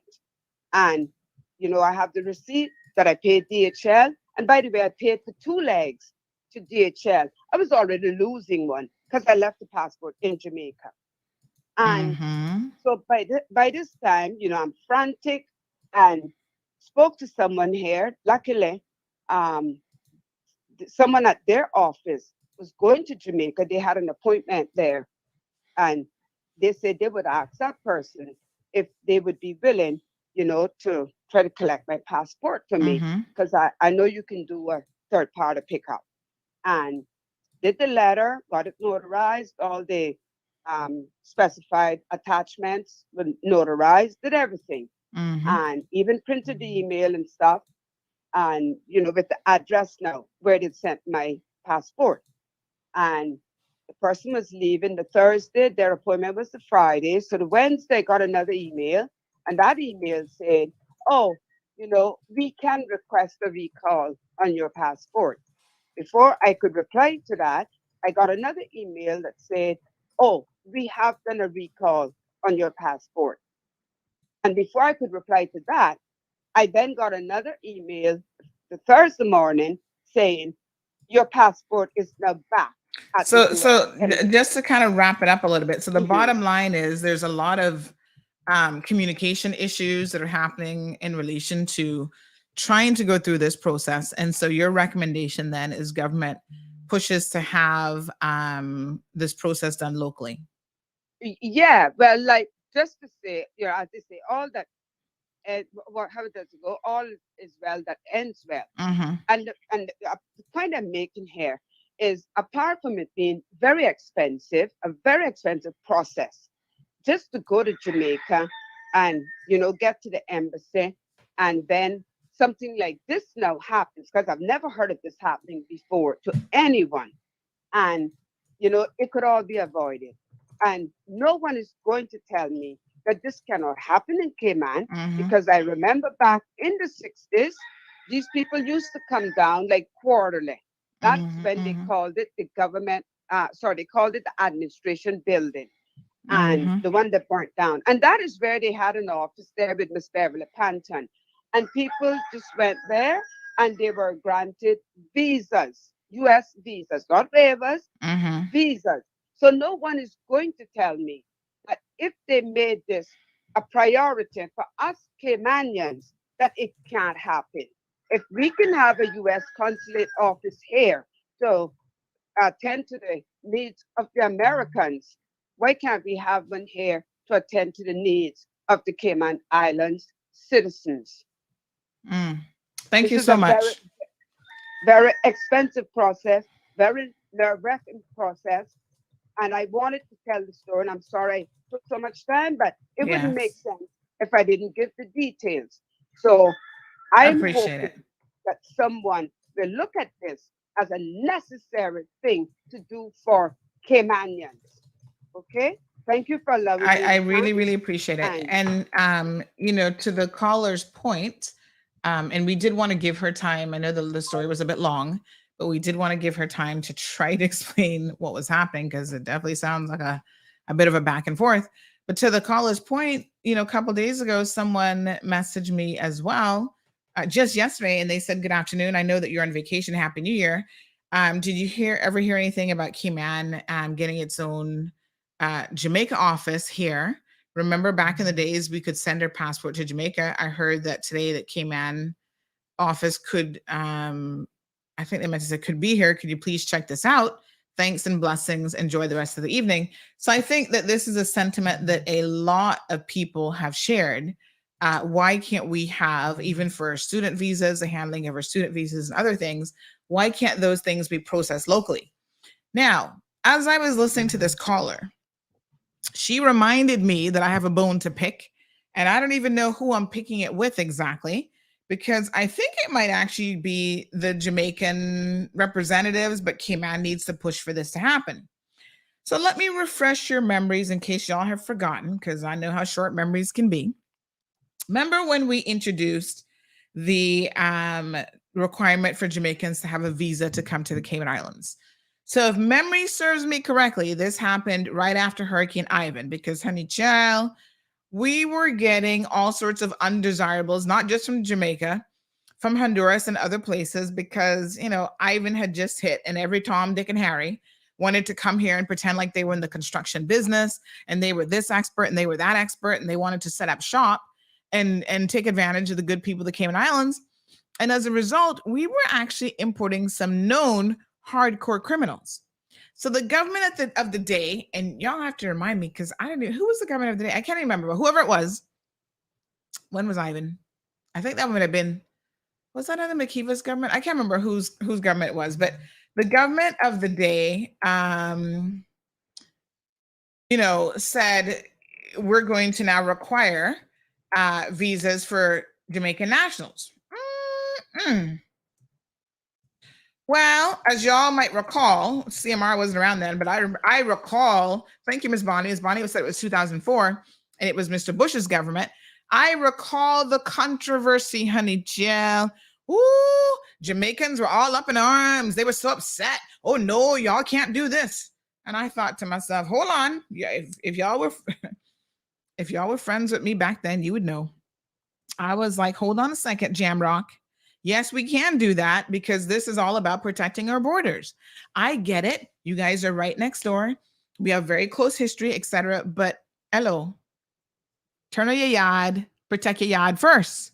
That's everybody's philosophy. That's how the world works, right? I don't fault Jamaica when they implement things to protect their own borders. I don't fault the United States of America when they do things to protect their own borders. Your citizens should come first when it comes to the government of the day. Simple formula, and applies to everybody around the world. I'm not going to say, okay, that's what Caymanians believe or what we want, and then turn around and say, well, Americans shouldn't do it to protect their country.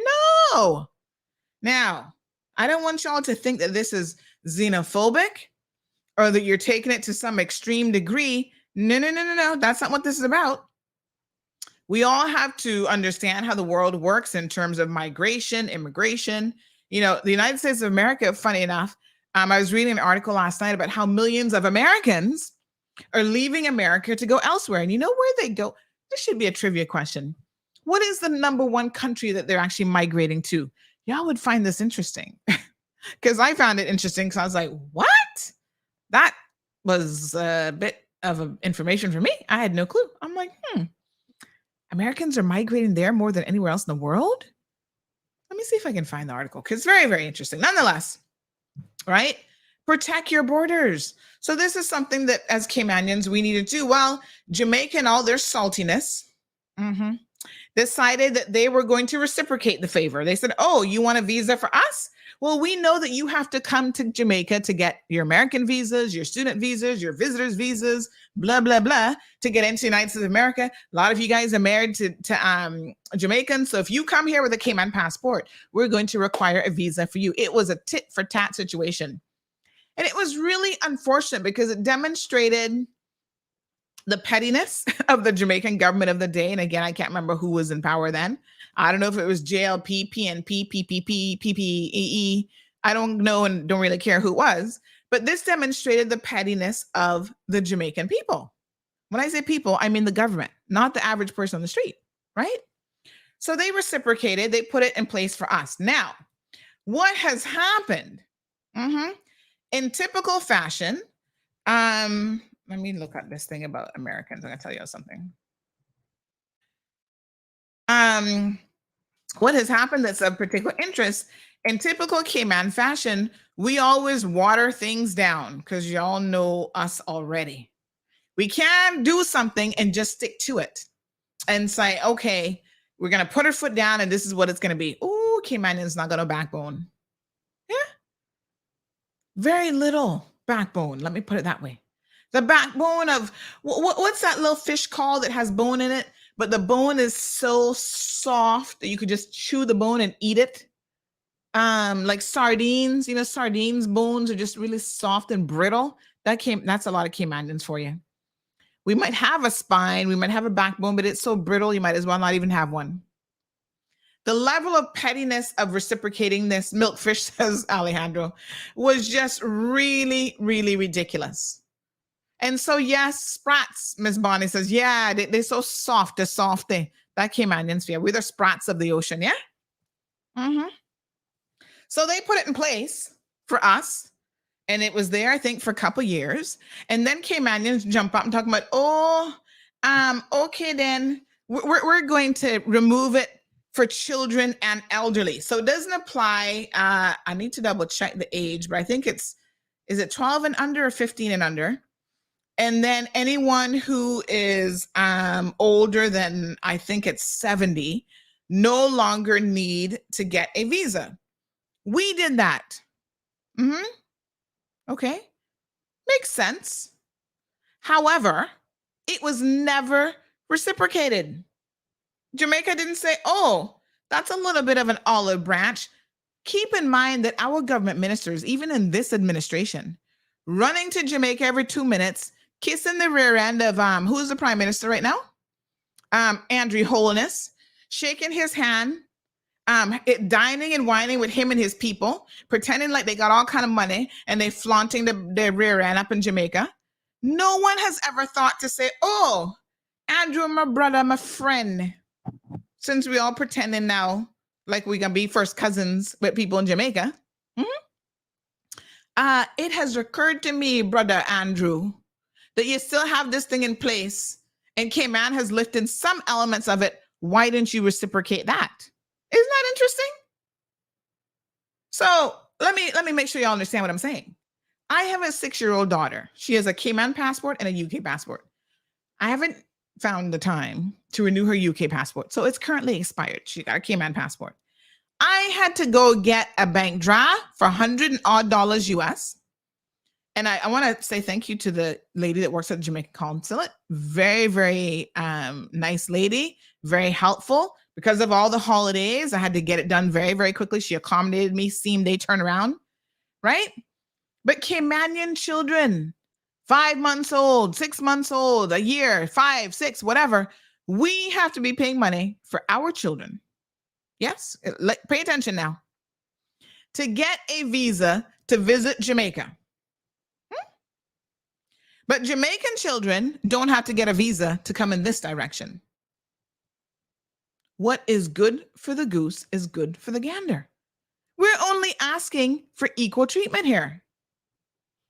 So all I'm saying is, if we found it in our little diplomatic hearts to lift it for certain elements of the Jamaican community, which I think is right, children and elderly people, they're not likely to be much of a concern.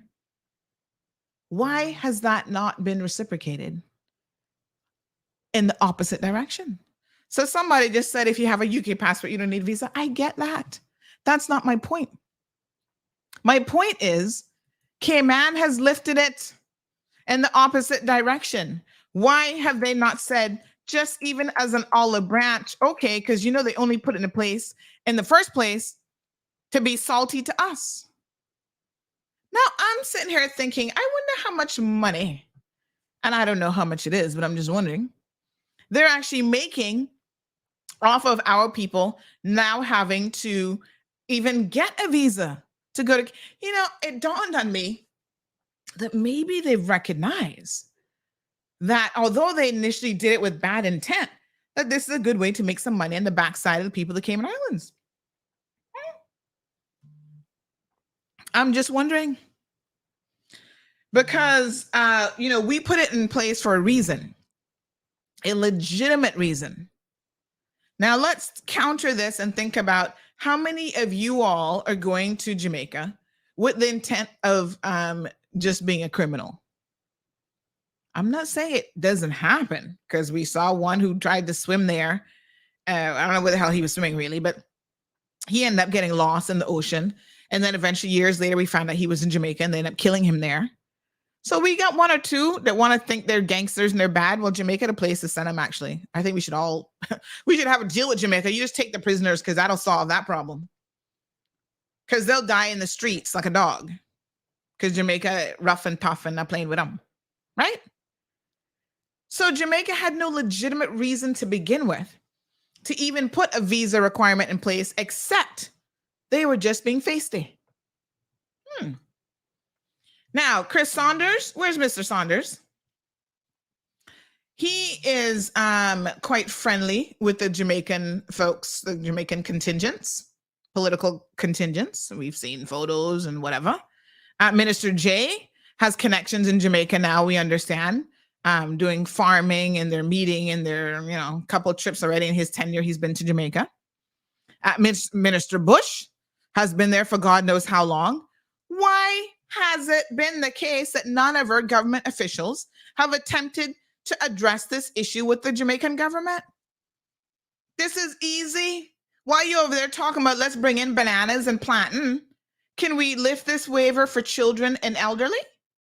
I mean, at least have it reciprocated at the same standard that we have done? You see, this is where I'm confused. Oh, we want to open up trade. We want to open up tourism with Jamaica, where we're going to have minister tourism. Yes, all of our ministers all up in Jamaica business. Okay. We want to do tourism where we can use their planes and their leg of the trip, and they can use ours, and we can, regional tourism, and we can help each other out and build on this and blah, blah, blah. Excuse me. Can we build on something that is actually a problem that is quite easy to resolve, and we could resolve it forthwith? That's what I would like. Miss Darlene said we're like jellyfish, no bones. Yes, Jerry Ann, we're the sprat and the mackerel of the sea, no backbone. And it's not a difficult thing to broach as a topic. Ay. Aliano says we have backbone against our own, but roll over like dogs for the outsiders.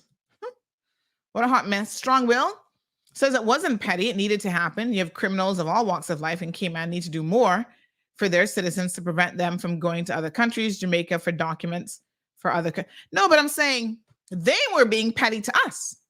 We actually had a legitimate reason based on what we were seeing that was happening at the time as to why we needed to do it.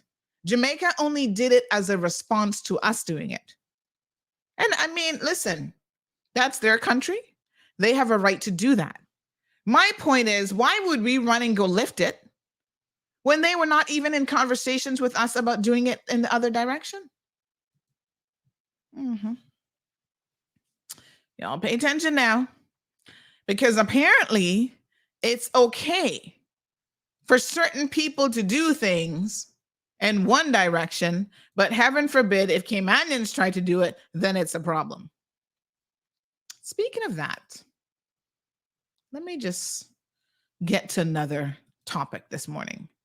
Now, folks, we got so many topics over the holidays. I don't want y'all to think that we're going to be done with these anytime soon.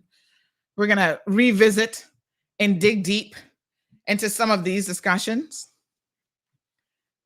We're going to go there. But another one that has been trending over the last couple of days, and then I want to talk about the Marriott Beach situation, is that Canada has implemented their new requirement where foreign investors cannot just run into Canada and purchasing property. Somebody said you got sidetracked. Where do Americans go? Where do Americans go? Where do Americans go for what? I'm missing. Sorry, I'm missing that one. But yes, I mean, this is a very good question here, right? A very good point that the Canadians have brought up. Now, we covered this because, again, these things don't happen overnight. We covered this back on April the 8th of 2022 on CMR. Canada bans foreign homeowners as prices soar. So the price of real estate all over the world has been increasing. And one of the questions really is why? So Canada has determined that one of the reasons that their prices is skyrocketing is that they're having a lot of foreign buyers who are coming in and buying condos, apartments, and single residential units. Okay? And that has a direct impact on the ability of Canadians to then purchase property. My dear Canadian Prime Minister Justin Trudeau introduced a 2-year ban on foreign buying of homes as the country tries to deal with the housing affordability issue. We reported this in April and apparently went into effect at the end of the year. And that's why a lot of the other media houses are now picking up the story again. Yeah. And Cayman is sitting here scratching her bonke and scratching her head, going, what are we going to do about our situation? Now, let me say this. Before we make a decision, we need evidence to support the decision. So is it the case that foreign purchases have increased the price of housing quite ridiculously here in the Cayman Islands? We need to show that that is actually the case before we jump on a bandwagon like this and say, oh, well, we're going to do what the Canadians did. Not so fast, Speedy Gonzalez. I'm always about, hold on, before you make a decision, let's talk about what evidence we have to support or not support that decision one way or the other. In principle, this sounds like a great idea. We'll see how it works for the Canadians. But Canada and Cayman are not the same apple. Understand that as well, right? How much does Cayman rely and need foreign investment? How much do we need people actually here to purchase those properties? Over half of our population is on a work permit. That's not the case in Canada. I don't know what percentage of their people on a work permit, but I can tell you what, and not at 50%. So this requires a much deeper analysis. I know a lot of people have been sending this to me. They've been saying, oh, Sandy, you need to talk about this because Cayman needs to do this. But if we did it, we'd be castrated. We'd be talked about. We'd be looked down upon. Oh, Cayman. And I get it. I understand it up to a certain point. But I also say, hold on now. Let us have the numbers to support an argument. One way or the other. Yeah. So if it is the case that we are saying, yes, this is exactly what is causing this issue in Cayman, show me the evidence. Show me the numbers and let's talk about it. Don't just show me an article from Canada and says we need to do this too. That's not a way to make good, sound decisions. What's good for the Canadians might not be good for us. We need to analyze the situation. I'm just saying. We're going to try to go really hard with the common sense element of some of the discussions that we're having in this country as well. Now, let me ask y'all a question. And I want y'all to blow up the phone lines because I want y'all to be honest with me.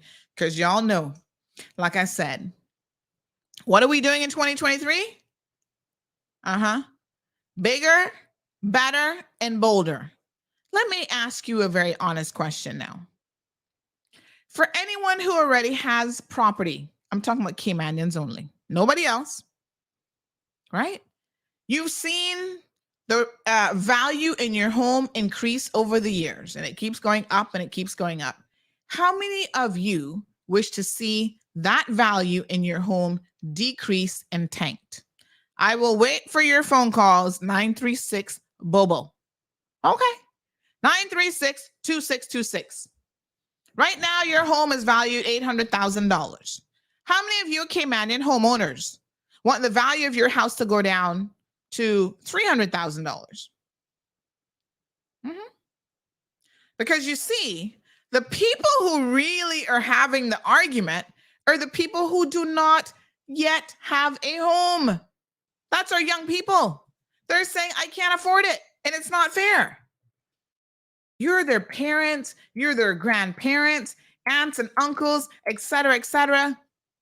How many of you sitting down saying, yes, let's find a way to restrict land ownership so that my property values can go down, if that's what you think the end result of that will be?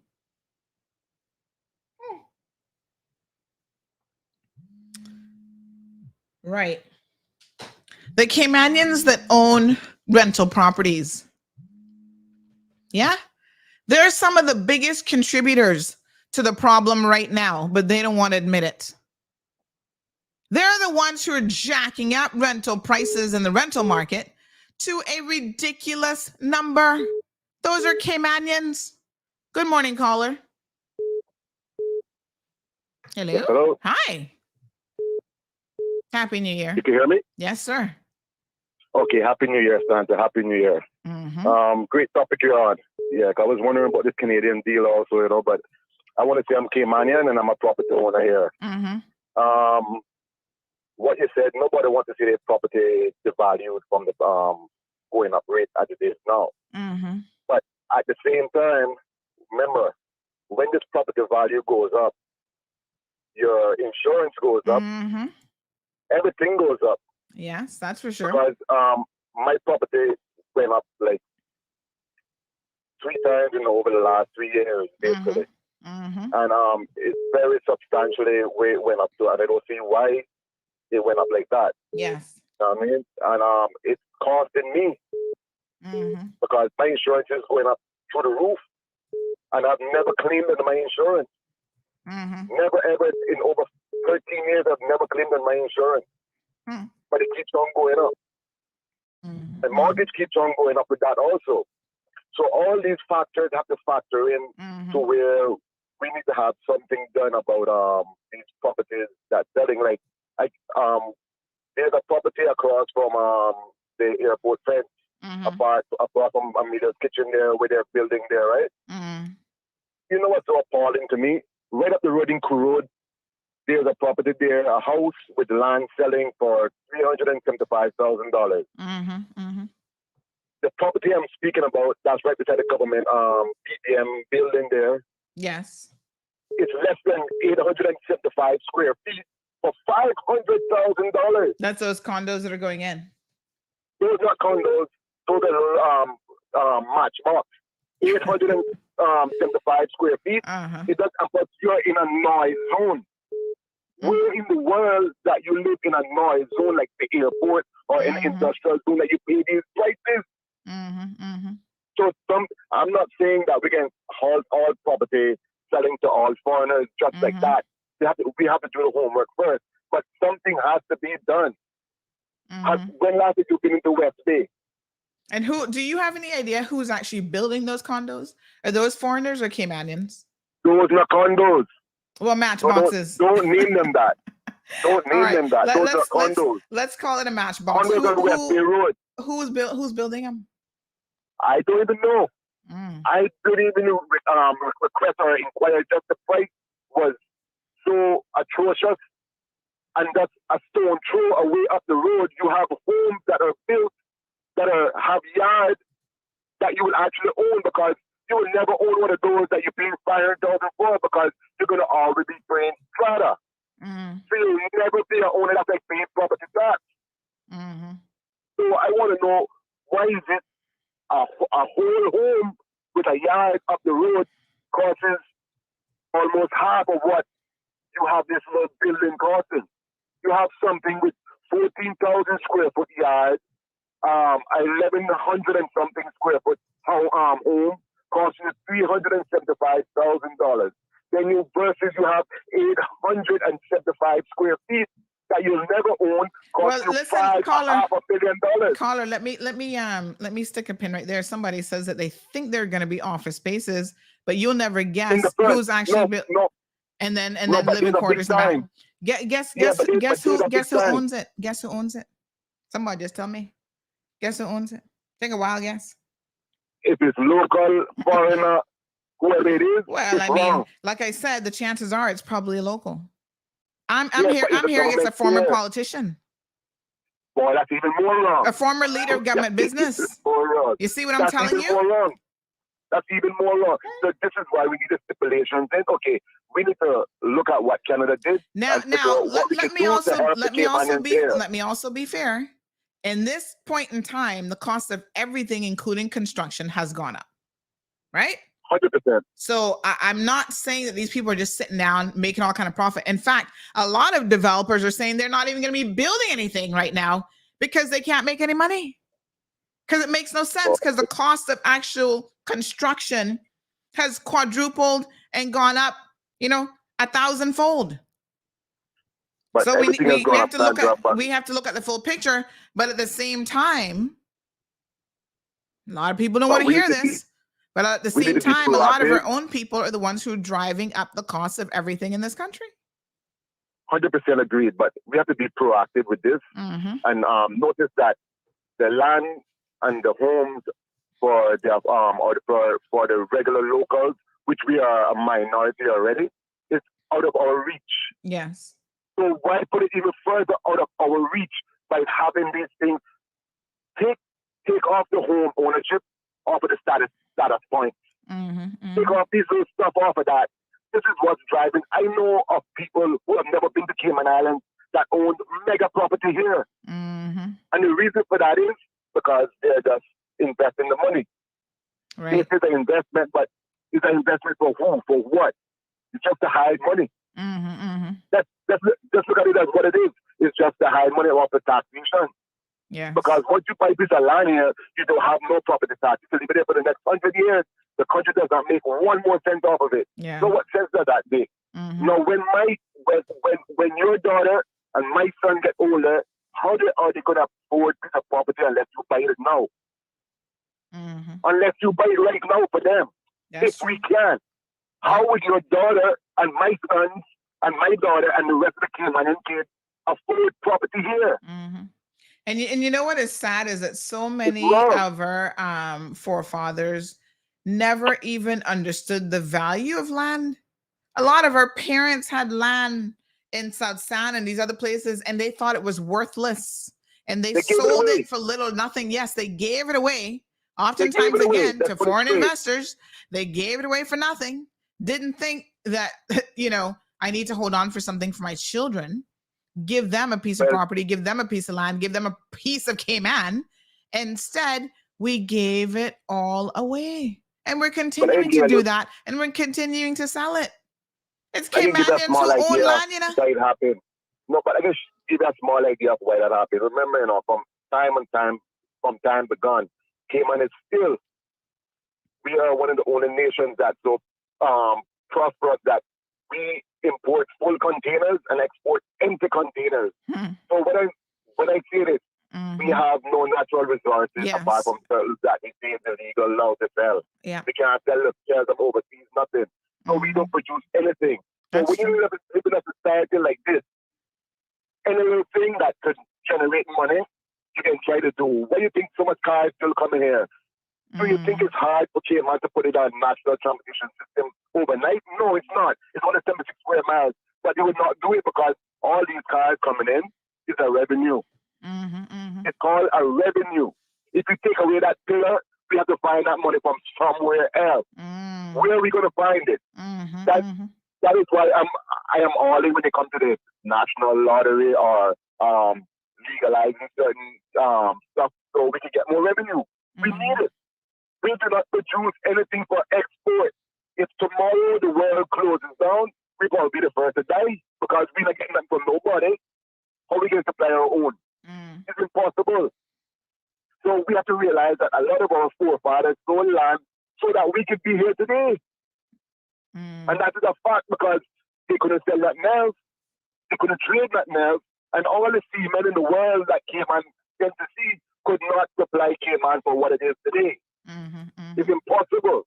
So we have to look at the facts of why certain things were sold cheaply. And like I tell them, everywhere else in the world respect Cayman Islands, but the Cayman Islands people themselves.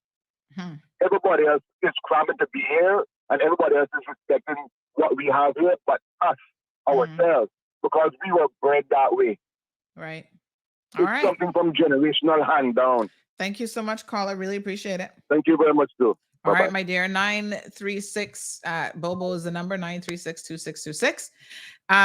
So what Canada is doing, to be very, very clear, they're saying that the measures are expected to help the government cool an overheated market where prices have climbed more than 20% in the last year alone. The average house in Canada is nearly, listen, the average home in Canada is nearly Canadian dollars, $817,000. More than 9 times the household income. Caller, good morning. Good morning and good salty, sandy new year to you too. Yes, thank you so much. I want to what the caller was just talking about with the lottery and having additional income. You have to be making something in order to be generating income. You can't. It's just circulating the money. That's okay, but you have to be making a good or providing a service that is new. That's how you get additional revenue. If you're just circulating the same revenue, that's okay. That's fine. But realize that a lottery is a tax on the poor. Okay? That's the best way to look at it. Not saying that that I flat out am against the idea. What I'm saying is it's a tax against the poor. Just understand it in its proper context. About the visas. That's a I guess a complicated issue. But one thing that really stands out to me that's related to that is the Cayman Islands passport is no longer made here in the Cayman Islands. That should be undone. That should be rectified. The PPM government didn't have the courage to give it the priority it should have. Basically, they looked at what it costs to get the audited hardware that would be necessary for doing it securely, and they just dropped the ball, which I think is foolishness. So the reason why the UK took it over is because we were not investing in the proper technology to do it ourselves. Well, I think what caused it to happen in the first place is I think there was something with the inventory management of the books and some fraud or something with people getting passports illegally or something like that. But the only way to fix that is to have infrastructure that is secure. And so what they were saying was, the UK was saying, is that they don't feel comfortable leaving it the way it was. They wanted not just Cayman, but all the overseas territories to invest in the proper secure infrastructure. Like one of the things that I'm made to understand is to audit like the hardware, like the motherboards for the systems that would be connected to the UK, right? And we just wouldn't come up with the money. And I think that's really short-sighted, because the length of time that it takes to get a passport has significantly increased now. As a result of that, it should rightfully be here. It should rightfully be here. But I like what you said about the reciprocity with the visa between Jamaica and Cayman. That is something that should be pursued. The other thing that I'm surprised that you took this position on, but you're rejoicing with the signing of the Code of Conduct. But you really believe politicians are going to enforce the conduct against themselves? Well, it really matters? Denny, it's a first step. It's not a question of rejoicing. It's something that was promised. The people agreed that we need a code of conduct, and so it's a first step. Well, okay. If you ask the people, if you have nothing and you say, well, would you like something else that's a little bit better? Of course they're going to say yes. But how many? So what's the alternative? To have nothing and do nothing? No. No. You went to law school, and you know that a code of conduct, they can just decide voluntarily whether they'll enforce it or not. And so what you need is something that isn't voluntary. It will be enforced. And so what you're really talking about is legislation. But of course, we've been down that road before, because we have the Standards in Public Life Act. We have the Anti-Corruption Act, which they just butchered recently with Section 17.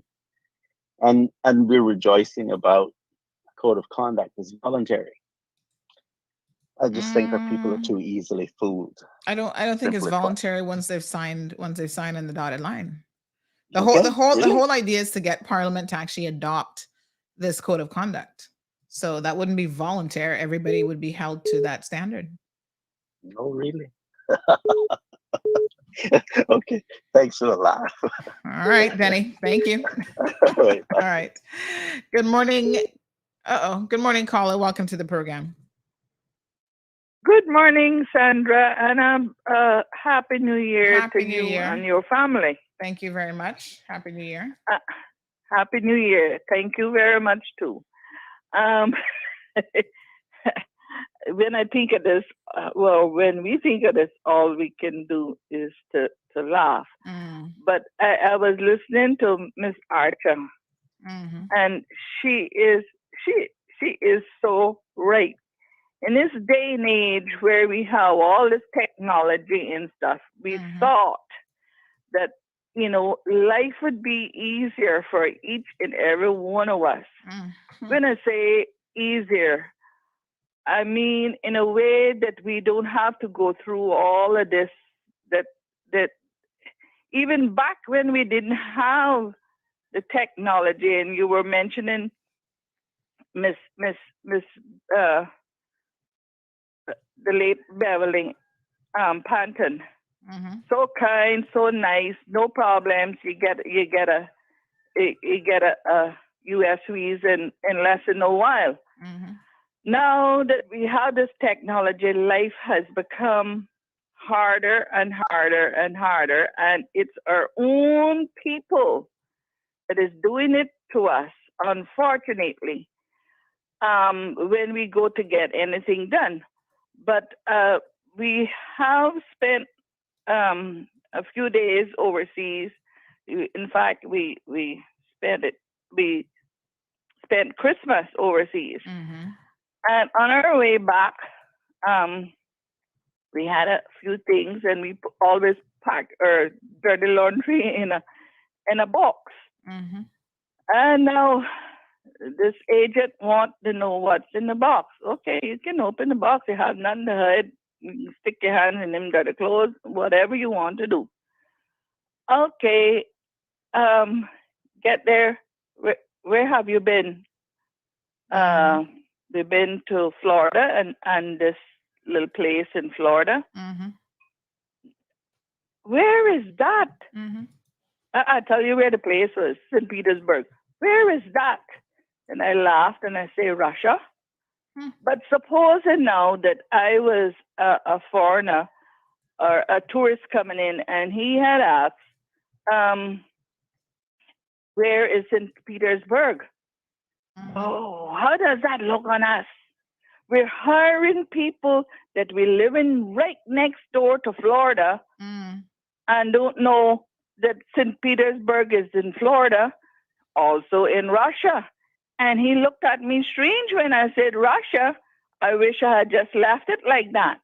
Because what are we paying these people for?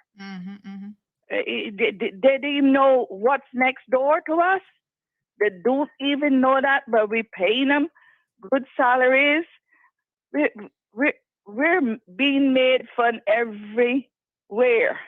Then, putting that one side, I heard a speech, New Year's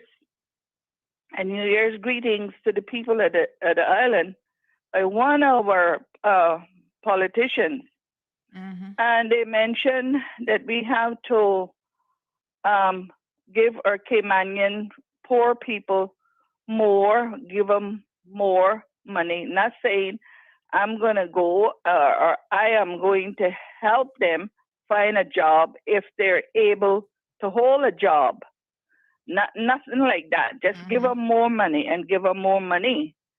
And then on the other corner of the politician's mouth or the MP mouth, but we got to build up our economy. You know, it's so down and it's this. Can we decide what are we? How we can give people money if our economy is so down and our monies is so down and whatnot? You wonder. You know, we wonder what's going on. They also mentioned we have to build up our government finances. Shucks, Sandra, we're going backwards all the time, and we're paying these people. It was one of the opposition, not the government. It was one of the opposition. We're paying these people money, and some of us don't have the money to pay us, but we got to find it somehow.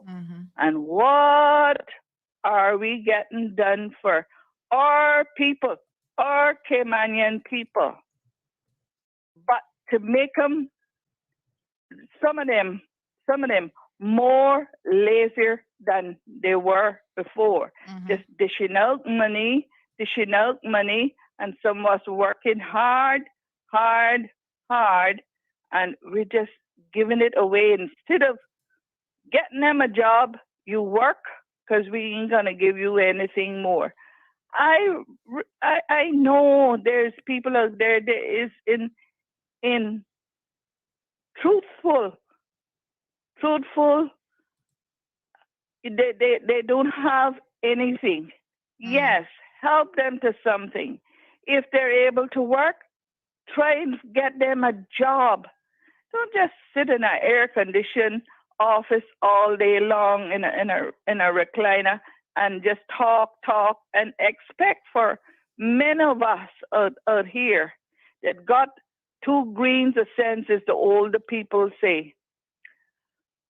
to believe everything that comes out of their mouth. And this not happening yesterday or this been happening for years and years and years. And there is still politicians that give and give and give and give for that X when the 4 years come around.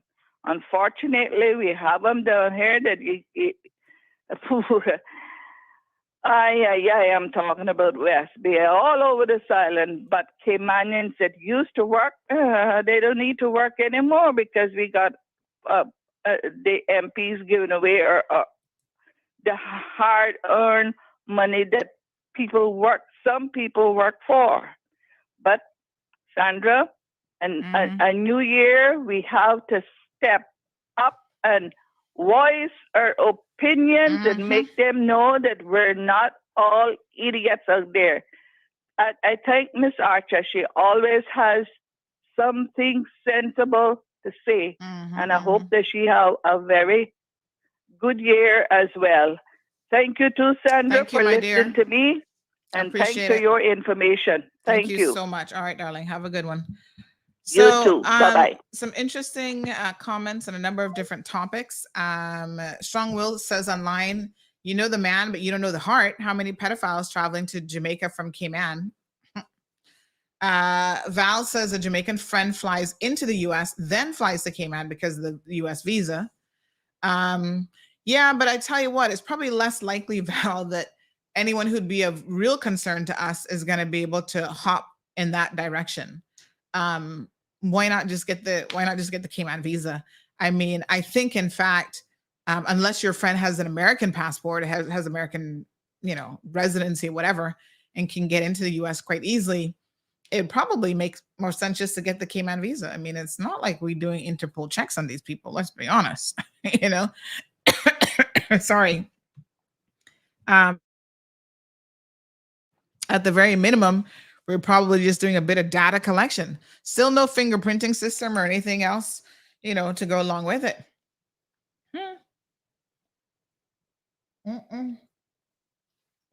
Denver says a friend was with the American consulate representative here for years, and she tried to get the American consul set up here without any success. I think part of the reason is they just see us as being such a small country that they just can't be bothered. I think our government needs to do a bit more lobbying on that front. Real Deal says, well, you had your leaders of government on a stage dancing off like they were at a session. Well, yes, and I'd like that same energy to be used to lobby the Jamaican government on that issue of the visa. I think it can be done. Ms. Brenda said Cayman needs to consider how this hurts us and do away with the damn stupidity. Jamaica pleaded with Cayman not to do it. They went ahead anyway. Jamaicans do need to come here. They want to, but Caymanians need to go to Jamaica.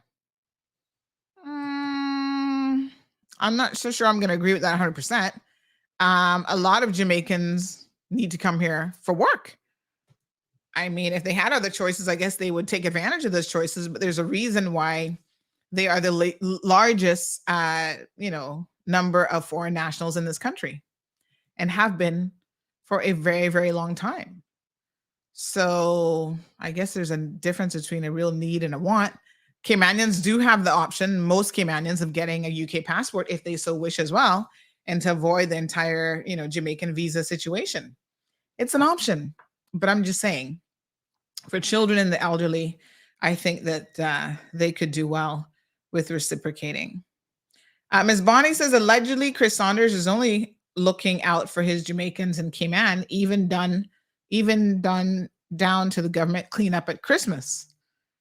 Well, I don't think he has anything to do with who gets hired into those positions. That should be something that's handled by the civil servants. So I don't know how he could get blamed for that, but that's interesting. Darlene says, same problem we have in Cayman. Nothing is being done to protect our own people, our own home owning. All right, so let me ask the question. We're still talking about this Canadian situation. I see a number of your comments coming in. Strong Will says there could be better guidelines for foreign buying into Cayman. We're going to go into a little bit of overtime this morning. But here's a question I have for you. You know, is this, someone sent me a thing saying, oh, there are other countries in the world that have done this. But my question is it working? If we have a history of other countries that have restricted foreign ownership, has it worked to achieve the end that they desired? For example, Cuba restricts foreign ownership. Has that helped the people of Cuba in any way, shape, or form? Has it made it more affordable for the average Cuban to be able to own a home? Let me have a look. I mean, I know the answer to that already is no. So how is it helping? What problems exactly is it solving? For the countries that have done so, has it kept their price of homes? Has it stopped inflation? Has it done all these things that we're struggling with and that we want to have addressed? So there's two things. You need to look at Cayman in its very unique context. We're not like a lot of other places in the world, although we're facing a lot of the same issues that they face. There are unique elements to our story, right? So anytime we look at a particular solution, we got to make sure, is that a solution that can work for us? Here's something else the Canadian government has done. Impose higher taxes for people who sell their homes within a year. Is that something that would benefit us? Or are these foreign investors actually just holding on to homes? So they're not purchasing with the idea of flipping, they're purchasing and just holding on to it. So do we need to put something in place to force them to do something with the property, especially if it's just raw land?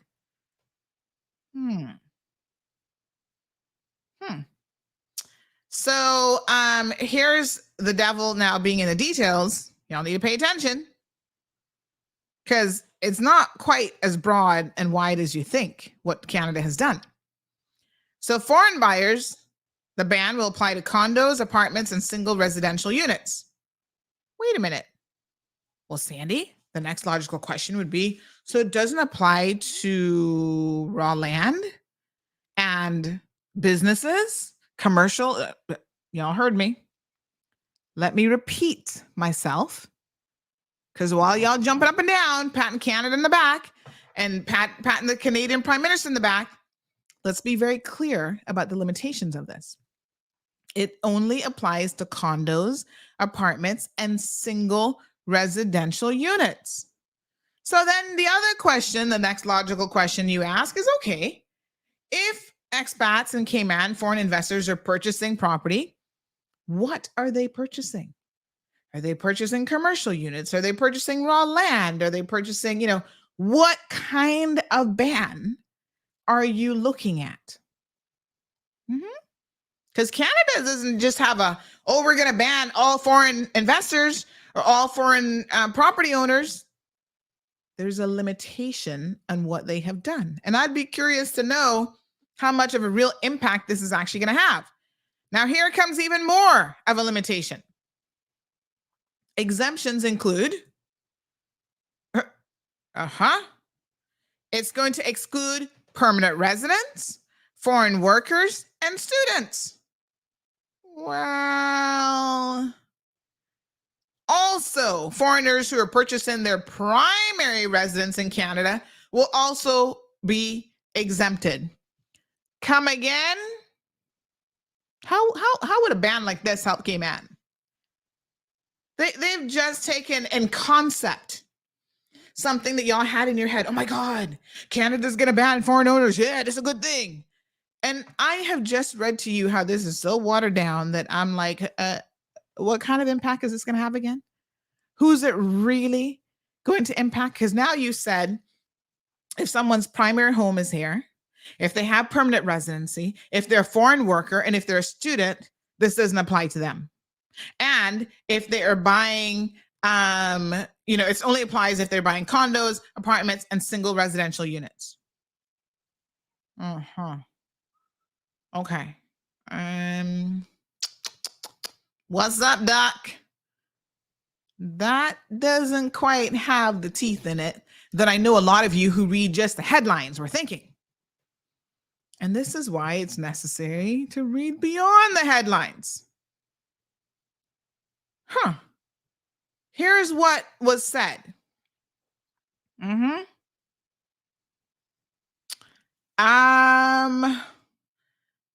Okay. The country's budget also includes billions of dollars for new housing and measures to help Canadians trying to get into the market, including a new savings account and changes to the first-time homeowners tax credit. Industry analysts said it's not clear a ban on foreign buyers would address the housing problem, as foreign buyers account for a small fraction of the market. So I want to think about this for a second, because this happens a lot. We see something happening in the news and we all jump on the bandwagon. This is a great idea, because in principle, it might sound on the very surface, because you're not scratching below the surface, it might sound like a good idea. And that's why I always say, be cautious before you make any decision. Try to find out as much as you can. What percentage of people actually fall into the category of being a foreign investor or a foreign purchaser? Yeah? Because if it's only 1 or 2%, it ain't going to make a damn difference. You understand what I'm saying to you? So here's what the experts are saying, not the politicians. So Ben Myers, who's president of this advisory firm, Bullpen Research and Consulting in Toronto, found that foreigners accounted for just 1% of the purchases in 2020. And in fact, it is down from 9% in 2015 and 2016. So there's already a downward trend in Canada for foreign investors from 9% down to 1%. And the politicians actually think that this is going to make a difference. You see, this is why when you have politicians jumping up and making a decision for pat on the back and for political hoo-ha and whatever, political points, you need to balance that with what the experts actually know is going on. Because it's fine for politicians to tell you this is what needs to be done and this is the decision that they're going to make, but you need to start asking them, why are you making that decision? Show me the numbers. Go to the ESO, which, they pay for that. They set up that department. They got a budget. Who has all this factual information. They were all up in their business asking us questions. I told y'all, go out and answer the questions. Support that office. Because without that tangible bit of information, we have no clue what decisions we need to be making in this country and whether or not those decisions are the right decisions or the wrong decisions. Because, my friends, I'm telling you, decisions should not be made on a whim or a fancy. It should not be made because the public says, oh, we don't like foreigners anymore. And I'm going to talk to y'all about that here in a second. Hold on a second. We have 1%. We have 2% of the land that's owned in this country owned by foreign investors. And if we restrict that 1 or 2%, this is the trickle down, because this is the dollar amount that's tied to that. And this is the trickle down that we expect to see. If there's going to be no trickle down, as I suspect will be the situation for the next 2 years in Canada, how much do you think a 2-year ban is going to help? Okay. This is what the experts said are some of the real issues. But you see, the politicians oftentimes don't know how to fix the real issues, because the real issues are bigger than them. It's bigger than just one country. It's a worldwide issue. And they're like, we can't help you with inflation, honey child. So we're not going to really do anything about that. The experts say the soaring housing costs reflect strong population growth and a shortage in supply, due in part to rules that restrict development. So there's that. The BBC has also joined in the conversation. So the issue has worsened since the pandemic hit, with policymakers in Canada and elsewhere slashing interest rates to try to stabilize the economy, lowering borrowing costs and boosting demand even further. Housing, at its very basic, is a supply and demand issue. Yeah. That's why these landlords trying to charge you for a 1-bedroom with a toilet, the kitchen sink, and the bedroom is all in one room together. I had to laugh when I think it was Cece was commenting on one the other day. And I just had to chuckle because I was like, oh my God, some things are not changing in 2023. That's for sure. So somebody put up this post about this place would rent for almost $2,000.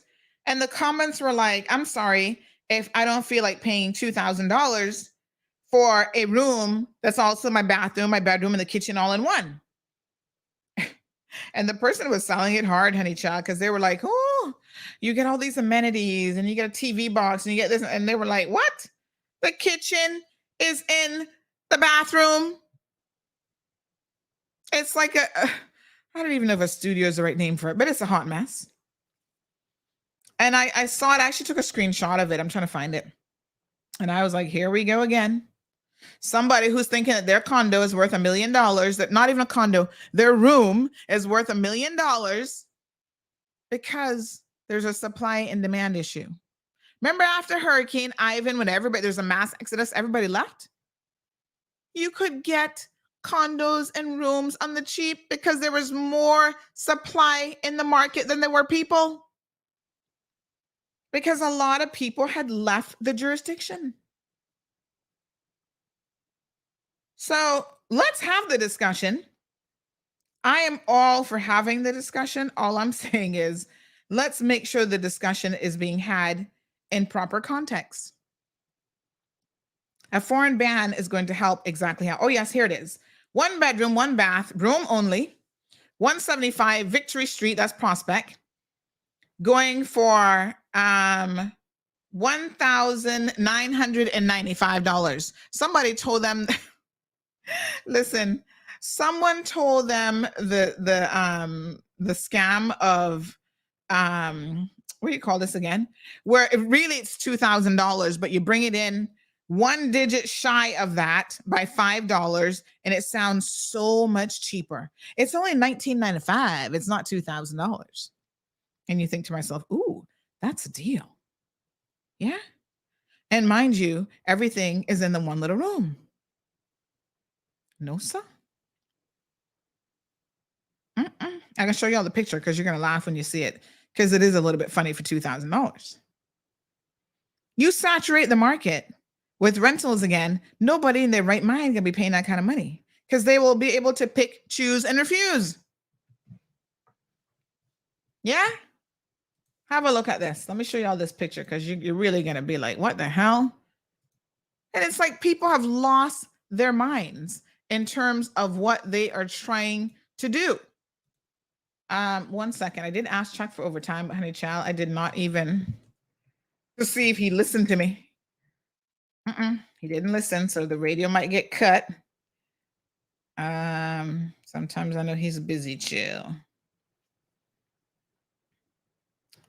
Let me see here. 1 quick second. All right. So have a look at this photo.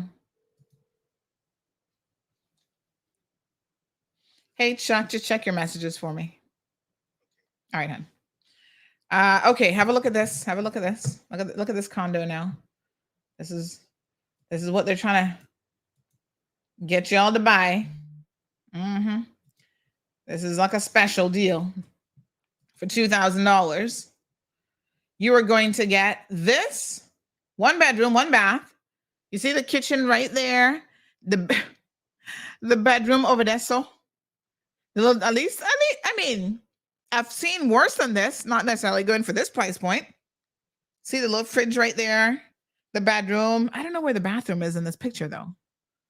But I guess it's probably, I think that door right there is an exit. So this is somebody who's taken their home and they have turned in, they've taken one bedroom and tried to turn it into a studio.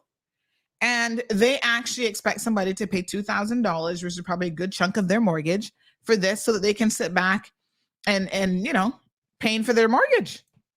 Look at this. They don't even want to give you more of the room, of the house.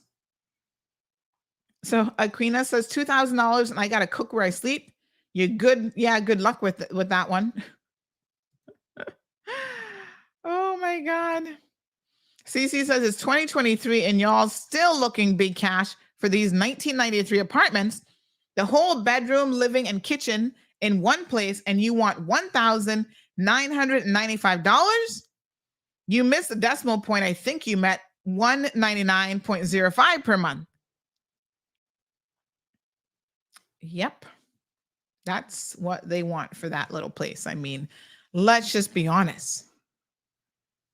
Huh? How does this make any monetary sense? But it comes down quite simply to supply and demand. Hot mess. Let's read some of your comments. Call in. 936-BOBO is the number. Ms. Brenda says, at least Canada is addressing it. We can't do what other countries do. We have to make changes here according to our size and other criteria. We're Cayman, and we can make our own laws and policies to protect Caymanians. Why are we concerned about what Canada is doing? Let's examine our house. Let's examine our house and impose changes accordingly. Love Canada. Oh, sorry, leave Canada out of this. Let's talk about the catastrophe that's taking place here in Cayman. Well, the point is everyone is using this, basically move that Canada is making to really try to say that this is a good move and Caymanians should be doing it as well. Here's another point. In addition to the temporary ban on foreign buyers, the budget, Canada's government budget, also includes billions to spur new construction and proposes new programs such as tax-free savings accounts for first-time home buyers. Devil's in the details. So Johan says if Caymanians, particularly multi-generational persons of color, were to advocate and succeed in having such a policy implemented like in Canada, there'd be cries of racism, xenophobia, abuse of human rights, and a lengthy statement from the governor. Johan goes on to say that Canadians, largely Anglo-European and white, are seen doing what's best for their country, citizens, economic prospects, and future generations. What's the difference given the same concerns held by many in Cayman? Okay. Ms. Brenda says it doesn't mean that we can't make the right changes. Stop rolling over and playing dead.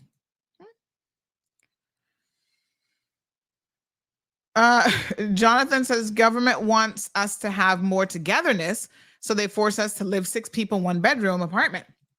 Well, you know, Caymanians don't really go for that. So Charles said that the photo of that property we just saw was taken from in the bathroom. That's why you don't see it.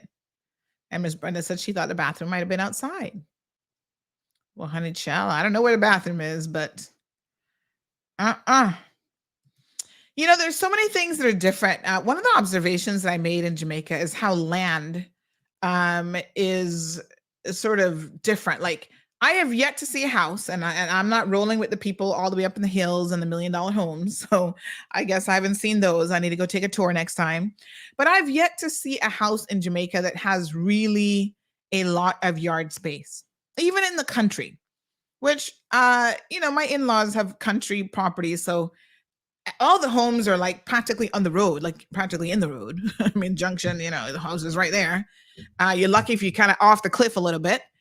But in the back, they're farmers. So they have like farmland and whatever back there. But it's different. When Caymanians buy a house, they want yard space. Right?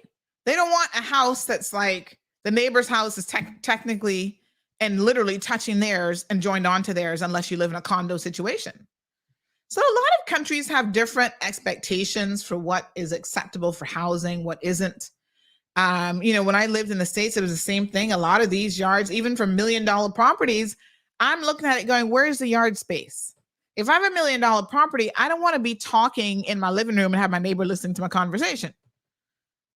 Plus, you got these, construction homes that are like made paper thin, no steel in the concrete, no concrete even.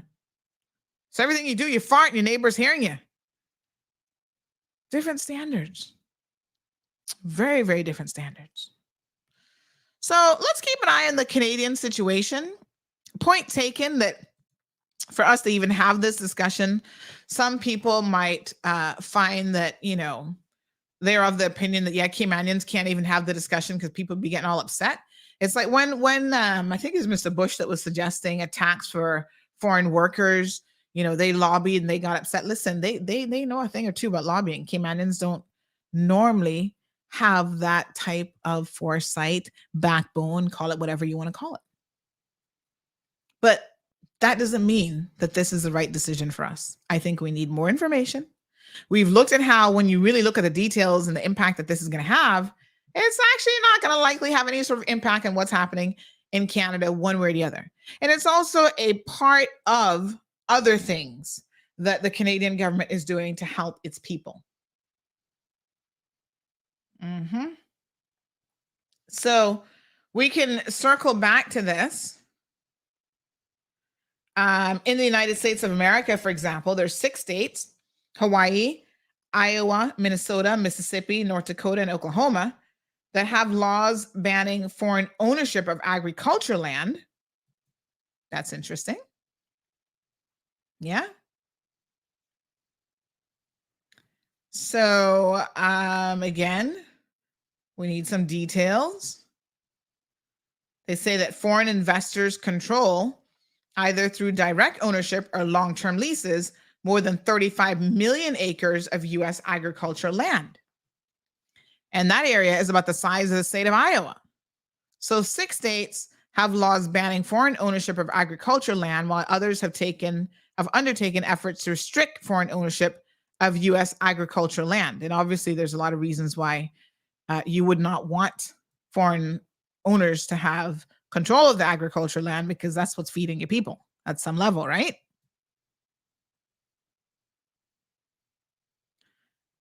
Missouri ranks 16th in the nation with acres of foreign-owned land, and it still accounts for less than 1%.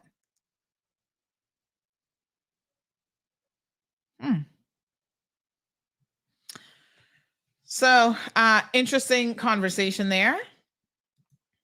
I'll get a list of countries that have that. Of course, China is one of the countries that tends to be out and about, buying up a lot of what they call investing in, foreign countries. They do that a lot as part of their, almost like their national mandate. They've invested a lot in the Caribbean. That's why we had concerns when they were coming here trying to invest in our port. Oh, we'll build a port for you. It's so funny who was all the politicians who were all in bed with that idea.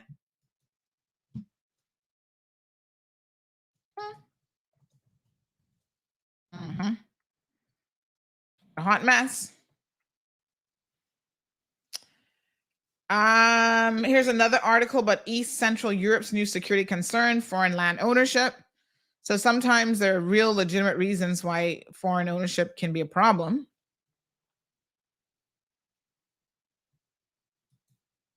How many countries around the world prohibit foreign ownership of land? Let me see. We have Thailand.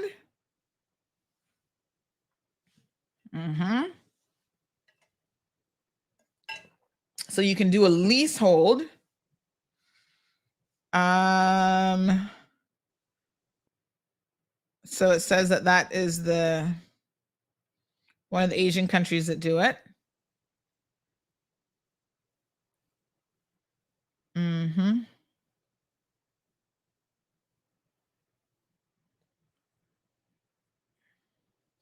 So a few other countries are talking about it, including the Swiss. They want to curb foreign efforts to buy property. Haven't done so yet, to the best of my knowledge.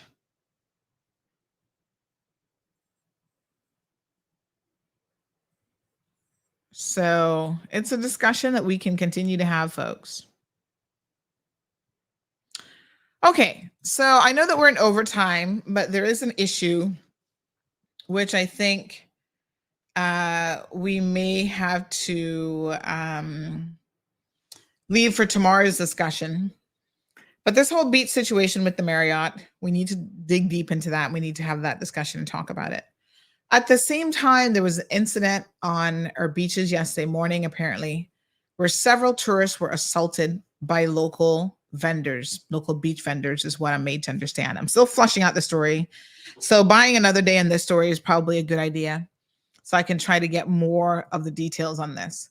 But this is really shocking to me, and it's very, very concerning that as a country who, say that we rely on tourism as our bread and butter, two-pillar economy, that we are now getting to the point where we are assaulting the very people who come here. This is a very, very tedious and dangerous road, because soon we're going to be on a list, on a don't visit the Cayman Islands list, because this is the type of people that they are. They assault tourists. They do this, they do that. We need to be very, very careful. You can't have it both ways. If we want to be a tourist destination, we can't be anti-tourists. Seems pretty simple, right? We can't be assaulting tourists. We can't be putting their lives in danger and jeopardizing them. Not when they're paying top dollar to come here. So tomorrow we need to have that conversation about what is it in our tourism sector that we want. Do we not want tourism? Do we want to get rid of tourism? Are we sick and tired of that product? Because if that is the case, we need to talk to the tour operators, the people who own buses, the people who own Stingray Cities, charters, and all that kind of stuff, the restaurants, everyone that's going to be impacted by this. Let's make sure that they're part of the conversation. Because it only takes one or two bad apples out there assaulting people for that story to be picked up by international media. And all of a sudden, we get placed on a, don't visit this country list. Kind of sad. And if we're heading that direction, real deal. So when you say local, what do you mean local? I'm talking about Caymanian beach vendors on 7 Mile Beach. Y'all find this hard to believe? Well, I was quite shocked too. So let's flush out more of the details. I'm trying to get in contact with people who were actually there and who witnessed what happened and who can give us some firsthand account. So let's talk about that tomorrow and the Marriott beach situation all in one, because in a way they're kind of interconnected. Now, this security company that wants to come to Cayman, what's their name again? CMR put the story up. Let me get their name. We need to do something about this security business in Cayman, because I think it's guardsmen. Talking about they want to expand to Cayman. Well, I understand that one of the owners is actually, he has status, I think his father's Caymanian or whatever. So now he's thinking it's a great idea to link up with this Jamaican company. And they've forged some sort of partnership with Apex Group to actually enter the Cayman market. Something needs to be done. And I don't like for government to meddle in people's business affairs and tries to control industries. But I do kind of feel like this is one of those that is a bit out of hand. And it seems to be getting worse because everyone can see, there's easy money, or so they think, in the security business. And for a long time, there's been like one company, Security Center, who's held a monopoly. And so I guess every Tom, Dick, and Harry, and Joanne, and Suzanne, and Mr. and Mrs. Ebank, and Smith, and Powery, and Powell want to break up that monopoly and take part of the pie. In theory, I don't have any problems with breaking up monopolies, because this is what happens when you allow a company to go around and get all the government contracts. Maybe government, I'm going to throw this out here as a thought, needs to look into having their own security company, not a separate company, but hire their own security employees. Because government has a lot of properties. This could be a whole department unto government itself. Yeah, they can do their own contracts. They can hire and manage those people themselves. Because it's getting a little bit out of hand. And I'm wondering how much money government is spending to have a security guard open a door for you. Maybe they need to take this in-house within the civil service. Now, there's something going on at the court's office. I was getting all kind of phone calls of people saying that they're upset because the security guards that were working at the court office were working for a local company, and the court's office have decided to poach them and have them work as auxiliary officers for the judiciary. Now, maybe it's the way that it was done that's problematic. But in principle, maybe it's not such a bad idea for government to take that particular service in-house. So the more, crime increases, everybody feels like, oh God, we need more security guards. I guess that's why a company like Guardsman is thinking that they need to come in here. Now, a lot of people feel uncomfortable about this. And some of the comments that I got in relation to this were like, hold on a second. You want to see crime increase? Have this company come in. And I said, well, isn't that what we're doing now anyway? The vast majority of these security companies hire from two places, Jamaica and the Philippines. Cheap labor. We don't know anything about the qualifications of a lot of the officers. Some of them might be qualified. Some might have worked for the JDF, what's the other one called? JDF and JCF, whatever. Right? They might have some degree of experience. And really, they come here to get a foot in the door with the security companies. And as soon as they can, they move on. Because the security companies in Cayman do not have a very good reputation for how they treat their staff. Oh, we're going to do a whole expose in that because the security officers have been approaching me and begging to talk about this. In order for them to even make a livable wage, they have to make and work ridiculous hours almost around the clock because of how little they're getting paid from these security companies. And so they're overworked, and you wonder why an incident is happening. They're not going to put their life on the line for nobody. They're not gonna, nope. They're not doing it. They're gonna be the first ones hiding under the desk when the place is getting robbed. So that's another conversation that I feel like we need to have. Importing all these elements of, we need another Jamaican-based business in Cayman, Jamaican-based security business. Why? How many security companies do we have in Cayman already? We could go to the DCI list and have a look, but it's enough. I'm not quite sure that we need any more of them, to be honest. Let's see. Security. And, I think what needs to happen is there needs to be a tightening up of even who's allowed to get in the business and what they need. And the training that they're doing of staff. I mean, there has to be more to this. We're making it too easy for people to get in certain types of business. And as a result of that, those businesses are being overrun. Let me put that on my to-do list. I think I need to email the RCIPS about how many security companies they have. That'll be a little FOI. About security companies. License in the Cayman Islands. I'm sure it's a long list. And in the past, we've had some criminals trying to own security companies too. And in fact, I can't call the person's name, but y'all should be able to put two and two together and figure this one out. There was an allegation, Caymanian, always up into something. And if we talk about him, they want to run to the court and talk about we harassing him because we speak the truth. Who had allegedly a certain formula that he would use to get new contracts. So all of a sudden, a business would be targeted, robbery or incident would happen. And then the next thing you know, here comes the flumpy, fat behind. Yes, I'm salty and I love it. Oh, we heard you got robbed yesterday. You know, our security company offers this service. Oh my God.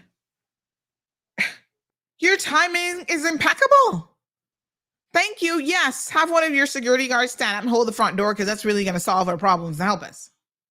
They were actually set. Listen to what I'm telling you. This is what the streets are saying. I don't know this stuff, and I certainly don't make it up. They were setting up and targeting businesses to then get a contract for security services. And that was a Caymanian, homegrown criminal. What a hot mess. Ay. Alejandro, hello, Miss Romelia. Strongwill says, I'm a tourist and I experience racism every visit by other tourists. Lord have mercy. Alejandro says, but who say that they do a good job? Do they understand the assignments? Jonathan says Cayman was doing good at a time when our culture was an export, semen, turtle, meat, and rope. But we can't export any of those things anymore. Only thing we can export is our money. Rum cakes. I believe that's actually the number one export. Stuart says in-house for government increases the cost significantly, which is why the large wholesale companies say $6 an hour and charge government $9.50 or $10 an hour, and government can never deliver the service for that cost. I mean, I don't know. Has anyone ever looked at whether government can do it? I mean, it would have to fall under some existing ministry for sure. I would at least, Stuart, like to see an analysis of whether or not it can be done. Obviously, the court's office is doing it. They've just poached a bunch of people from that security company. And they're calling them auxiliary officers. Now, one of the criticisms of what the court and the judiciary has done is the fact that they have done this, and I do have some questions here myself, and they have not attempted to recruit any Caymanians for those roles. So if they want auxiliary officers, shouldn't they be having open recruitment, advertising the position and saying, hey, Caymanians looking for employment, we got some jobs for you that don't require a whole lot of skill. And instead, they've taken foreign workers on from a security company that had work permits for them and just slid them right into positions. Some questions need to be answered about how that was done. Not necessarily the reasoning why, but the how. And if it was done in the right manner. And if it was something that was given Caymanians an opportunity. Because remember now, these workers have gotten the training and the job just because they've been sitting there working on a work permit for somebody else.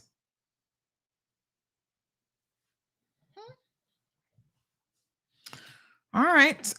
Stuart says officers work 80 to 100 hours a week so they can make around $1,400 a month after deductions. That's a lot. That's ridiculous, quite frankly. Strong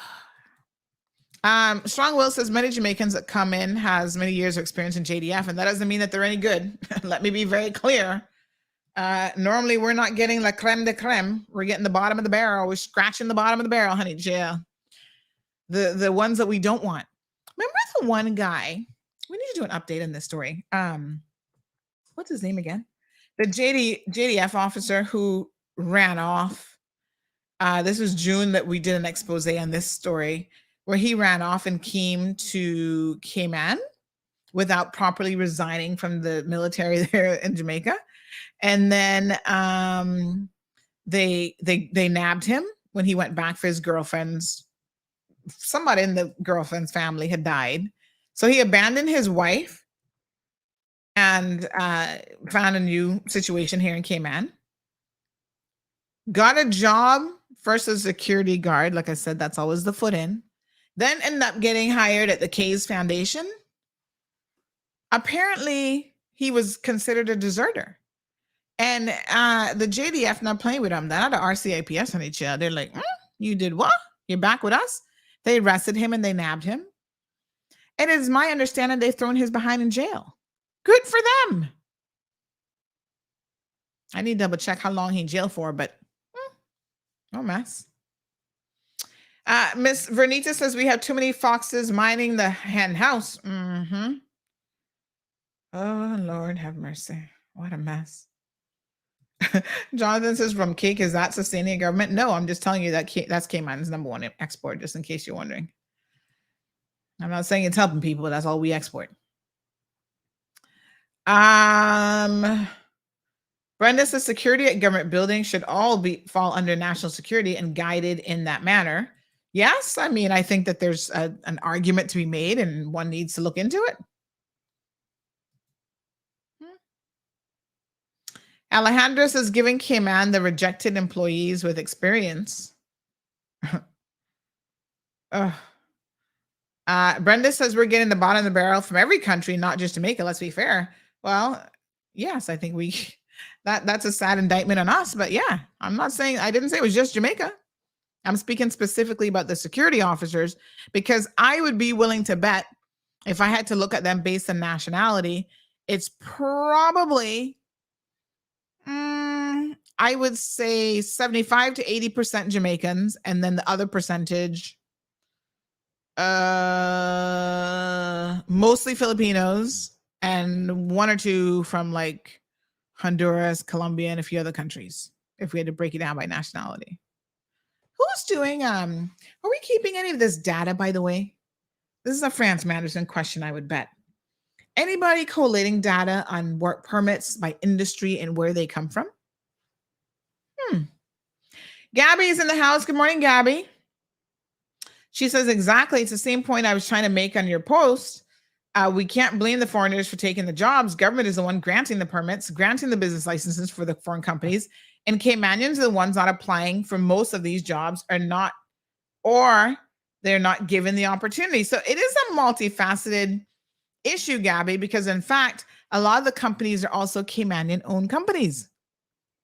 So when we talk about the monopoly that is held by the Flowers Group at the airport, and then people message me every single day, and they are complaining about how when they come into the Cayman airport or they're leaving the airport, there's not a single Caymanian security officer working there. I say, well, go talk to Frankie Flowers and that family. They're Caymanians. And not no John, it come lately Caymanians either. Multi-generational Caymanians. So go ask them why they're not hiring Caymanians, despite having this monopoly at the airport. And they're doing baggage handling. They're doing security. You have security officers who are also doing porting stuff and all kinds of duties, which I've never understood how, from a security perspective, that would even be allowed. But your government, yes, has given them that contract, but that's a Caymanian company. So if they try and take it from them, you can hear all kind of, oh no, that's a Caymanian company, blah, blah, blah, blah, blah. But is the Caymanian company actually looking out for Caymanians? And to Gabby's point, are Caymanians likewise even applying for said jobs? I know a company right now was looking for a senior bookkeeper, and they advertised the position. We had it on CMR, and there are people in the comment section, oh, well, I hope they give this to Caymanian. Newsflash, donkey alert, Caymanians did not apply. How the hell are they going to give it to Caymanian if a Caymanian don't apply?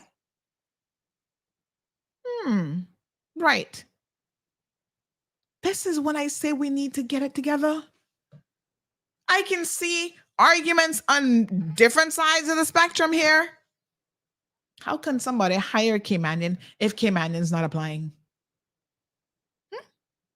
Or if the one Caymanian that applied has no bookkeeping experience at all, and this is a senior bookkeeping position that said bring 3 to 5 years experience to the table. Come on now. Let's be fair, because I'm a business owner and I can't go around hiring unqualified people. How does that reflect on your business? What sort of delivery of service would you be able to provide to your customers?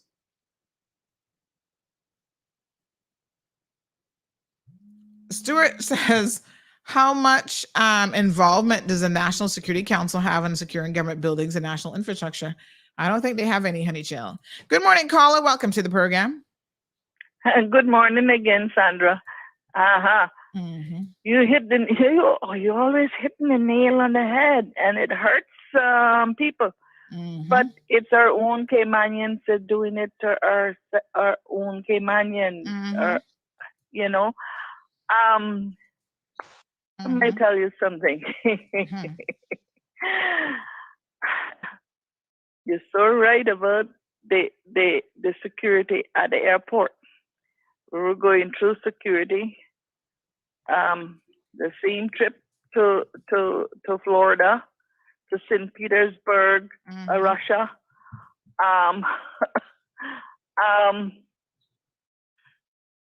And when I got to security, then they beckoned the other security, the one that's checking your passport,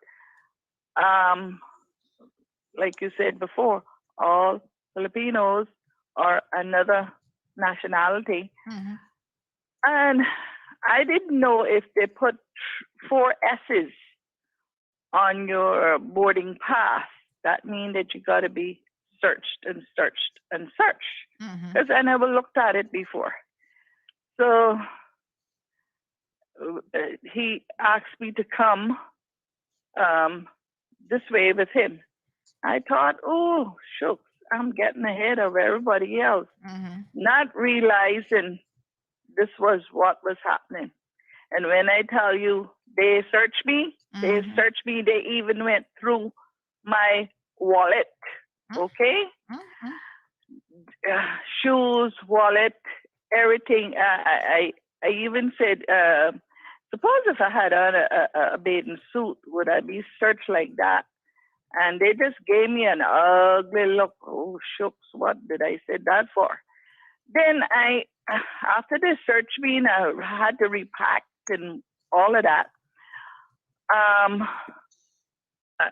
I went in, because this is early morning. I went in the line at Subway. When I know anything, I heard my name call again.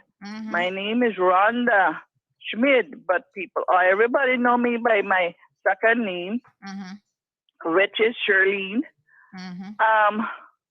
On broadcasting all over the airport. I get out of the line, go to Cayman Airways. They carry me to the security room. Open your suitcase, ma'am. Your suitcase needs to be searched. Search my suitcase, and I am back there in the room by myself after they search my suitcase. Is zipping up my suitcase, and they come back and look at me like I wasn't supposed to do that. And you know, it's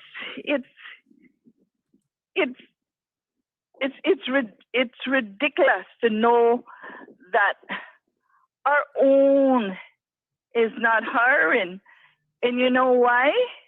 Because if they publish the little salary that they're giving these people, our own is not going to be applying for those jobs, because we can't even buy a bread and a dozen eggs, because a dozen eggs is now $6, $7, and that's what they're paying. I seen in the paper months and months ago. In fact, it was year before last or something like that, for a chef in one of our popular restaurants that is owned by Caymanian. And they want a chef, executive chef, I think it was, for $6.50 an hour. $6.50 an hour.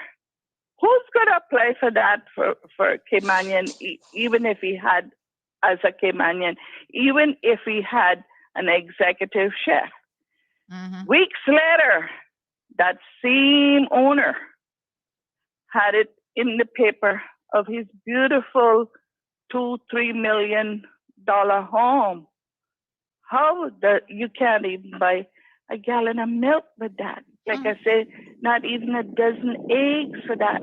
Yet that man or that woman would have to be working in that restaurant for many, many hours before he could even buy milk, eggs, and bread, much less pay rent or anything else.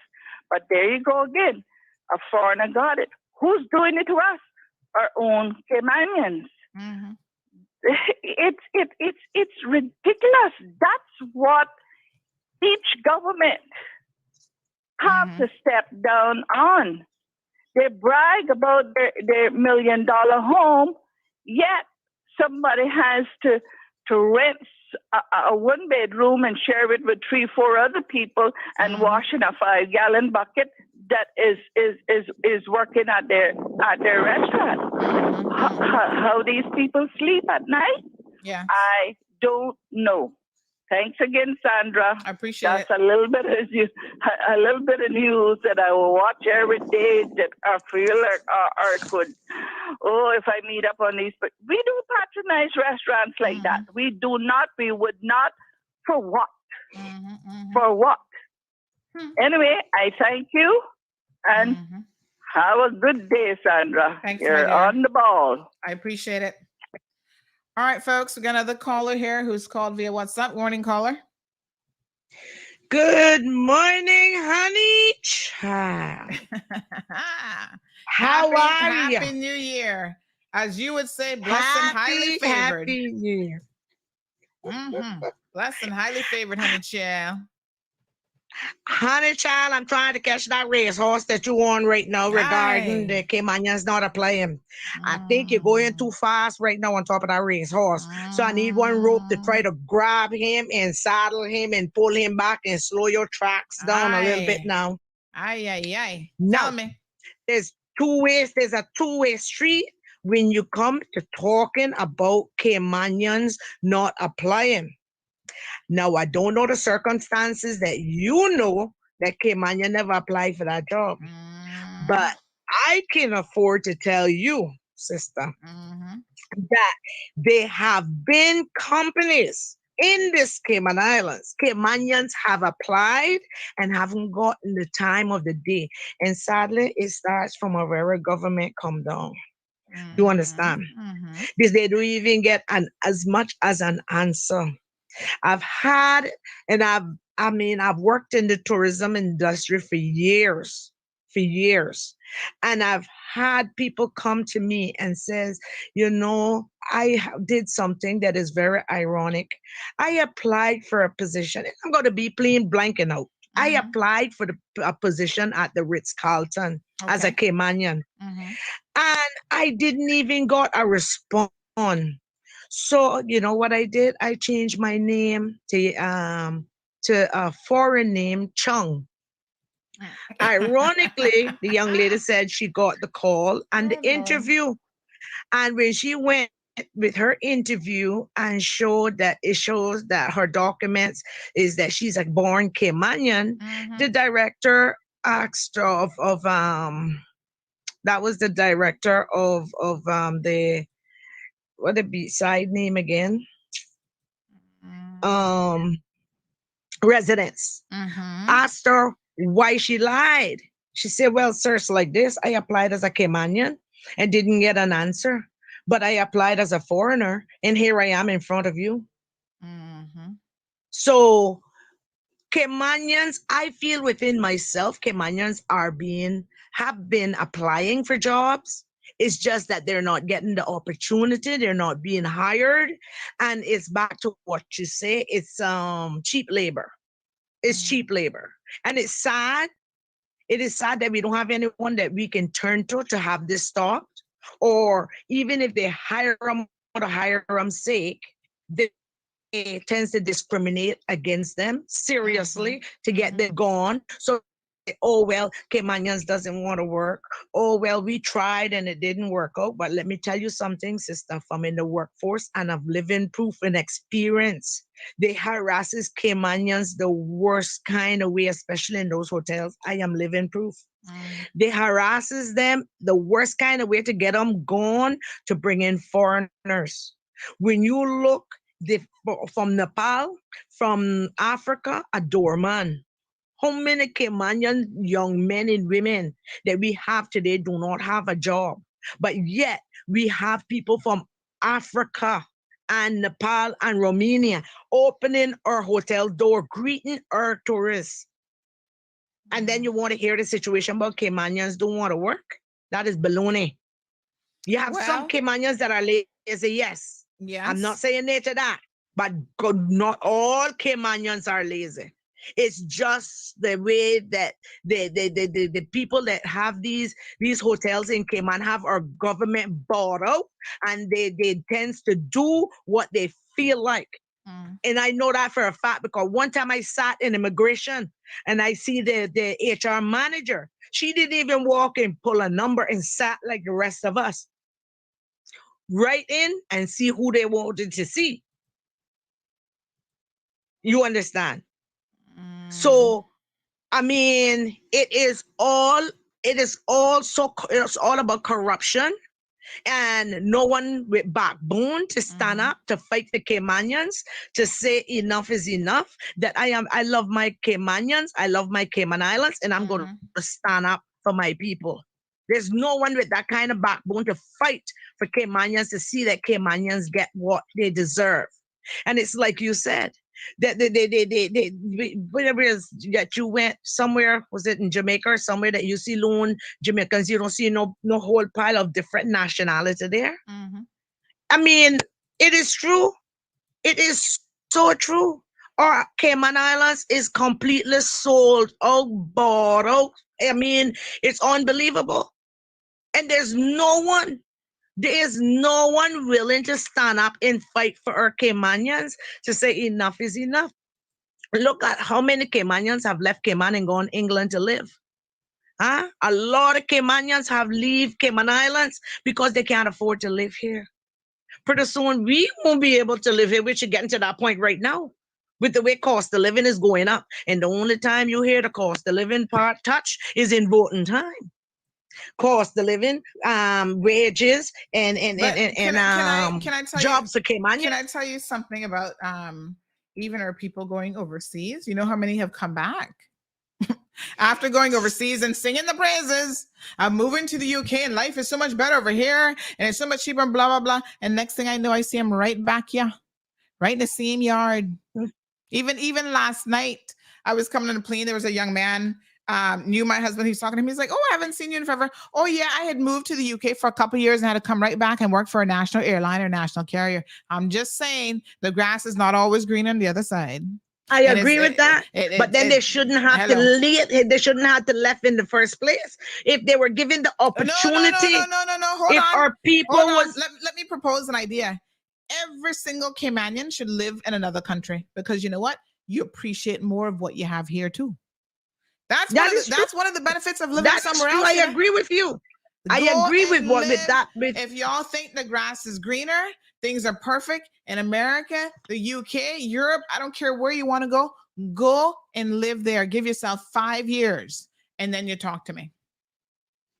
I agree with you with that, Sandy. But at the end of the day, what I'm saying is that I think Caymanians should be given that opportunity. Yeah, you understand, given that opportunity, and I'm not everyone deserve a second chance if they done something that they shouldn't have done. Giving them the benefit of the doubt that they are born Caymanians. Where must they go? Why you think we having so many robberies here and lately? Huh? Because a lot of the nights, say about 9 out of 10 is because of they don't have no job, lack of job to feed their families. Let me ask not you, saying that is right for them to do. No. Let me ask you. Hold on. Let me ask you a question. Right? Anyone that you have seen that has been arrested for robbery, which one of them was actually out there ever looking for a job? That's saying, another thing again. I'm just saying. Don't confuse. Hold on now. Remember, that is one that gets under my skin. Let's not confuse the criminal element in this country as people who've ever cared to follow any laws. Their issue, remember, 80% is bad parenting, where they grew up in homes where everybody was a criminal from the granny straight down, everybody turning a blind eye, allowing them to go out there and do whatever they want, steal from people, rob from people, and it wasn't doing nothing to them. So they grew up in an environment of lawlessness, so that lawlessness just continues. These are not people who have put in. So let's be very careful who we're going to defend now. Those are not Caymanians who put in the effort to say that, this is someone who wants to take care of their family. They're not business with that. They would rather, let me say this, right? They would rather make a drug run to Jamaica and pick up one canoe boat full of drugs than to ever strike a decent day's living in their life. They're not about that life. So we can have the discussion and we can talk about Caymanians being marginalized, which is happening. We can talk about Caymanians not getting a fair shake, but let's not confuse that with the criminal element who's now causing us to live in fear, because we need to take a very strong position on crime in this country and not give them any excuses for their behavior. Those are not people I totally agree with you, Sandra. I totally agree with you, Hannah Child. But what I'm saying, remember when I stated it's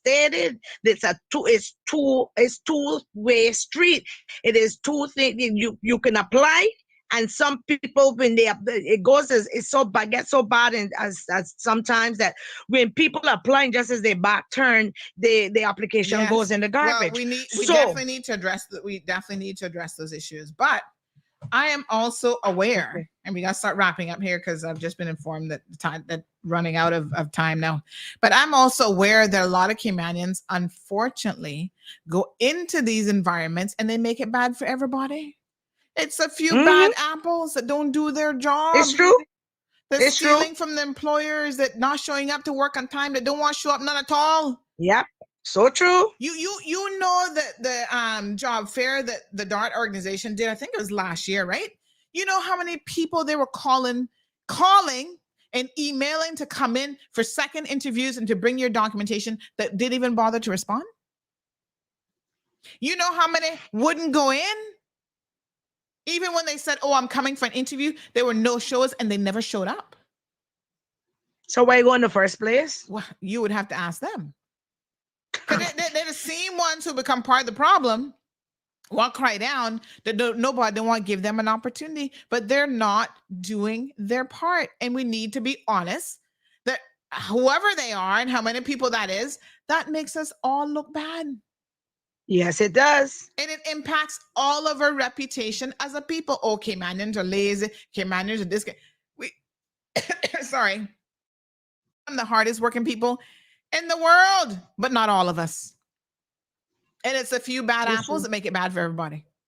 I'm just saying. Anyway, caller. This is true. Thank you very much. Thank you, darling. All right, honey. Okay, so some more comments coming in. Irvin says, Miss Brenda says, the grass shouldn't be greener in any other country. It must be green at home. Irvin says, living in London is not better or cheaper. Food is expensive. Miss Sue says, yes, Sandy, that's BS. The UK isn't any better. They just get easy money off of Social Security in the UK. Why they keep leaving the UK to come here. Ooh, what a mess. Sabrina says, thank you for correcting that caller. There's no excuse for robbery. Strong Hill says, Sandy, it's not only Jamaica that has drugs. What about Honduras and the US? Come on, be real. And also Cuba. I'm not talking about countries that have drugs. Every single country has drugs. I'm talking about Caymanians who are looking for an easy living. What they do is jump on a canoe boat and run drugs from Cayman to Jamaica. 3 of them came in the other day. Caymanians landed in East End. And what have they been doing? Because they ran from the boat. So the police got the boat and the whole boat load of drugs. So they never made any money off of that. So what are they doing out there instead? There's some of the same people who are there committing the robberies. The police know who they are, but now they have to prove it. We have a juvenile that was just arrested for being one of the robbers. We can't be honest here going into 2023, folks, without talking about some of our own homegrown issues. And we got a lot. Lots of homegrown issues from a Miss K man assaulting people straight down. Just because you got pretty face and ugly behind. Still a problem. Ms. Brenda's asking for us to put the topic of the chickens on the list of topics. Folks, this is the first show of 2023. Ms. Brenda, rest assured that we will have a lot of opportunities to talk about the chickens, the roosters, and everything else in between. Who that is calling me? That's my other phone ringing. All the phones be ringing around here, honey child. Ingrid says, talk the truth and shame the devil. All right, folks. Bigger, better, and bolder for 2023. That's what it's all about here. Tomorrow, let's talk about the Marriott situation. We got to talk about Miss K-Man. Not that we really want to, but she's on the radar again because, what's the young lady's name? Chloe has left the jurisdiction to go and actually compete. Oh, Lord. All I can tell you all is this entire pageant is a hot mess this year in so many ways. So, yeah, we're going to have to talk about it, unfortunately. So we'll put that on the agenda for tomorrow as well. What else is on the agenda for tomorrow? So we'll talk about the Marriott, the assault at the beach, alleged assault with tourists involved. I'm going to send it a couple emails today to see if I can get some of these government departments to provide some information and a few bits and pieces that we have questions about. Big shout out to Burger King. They're actually celebrating, folks, their 40th anniversary, and they're going to be giving away, I think it's like $40,000. It's a lot of money. Have a listen to this commercial. Whopping news! Burger King K-Man is turning 40 years old and celebrating by giving away over $40,000 of prizes. Just spend $4 to receive a scratch card for your chance to win thousands of food prizes, Burger King merch, and the king of prizes, 10 cash prizes of $1,982. From December 23rd till February 1st, visit your favorite BK location to win big with Burger King's 40th anniversary. Terms and conditions apply.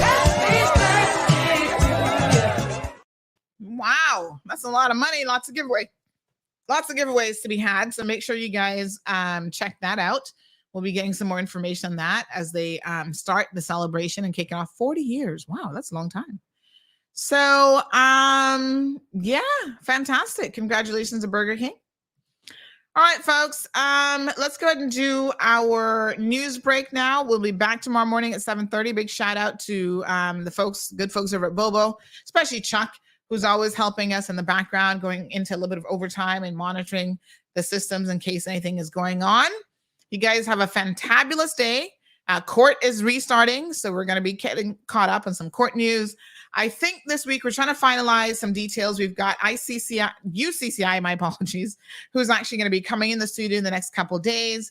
We've got NRA, who's going to get back in their regular rotation, their regular cycle. I'm sure next week Health City will be here as well.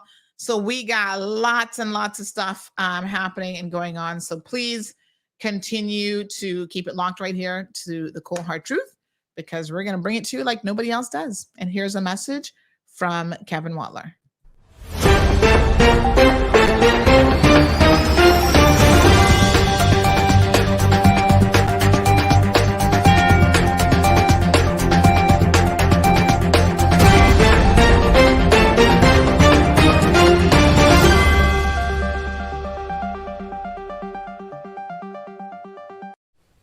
Hello, I'm Kevin Watler, and this is your CMR Daily Buzz. Here's a summary of some of Cayman's latest headlines. All elected government and official members of Parliament have signed a Parliamentary Code of Conduct. It is now with the Clerk of Parliament to be signed by members of the opposition.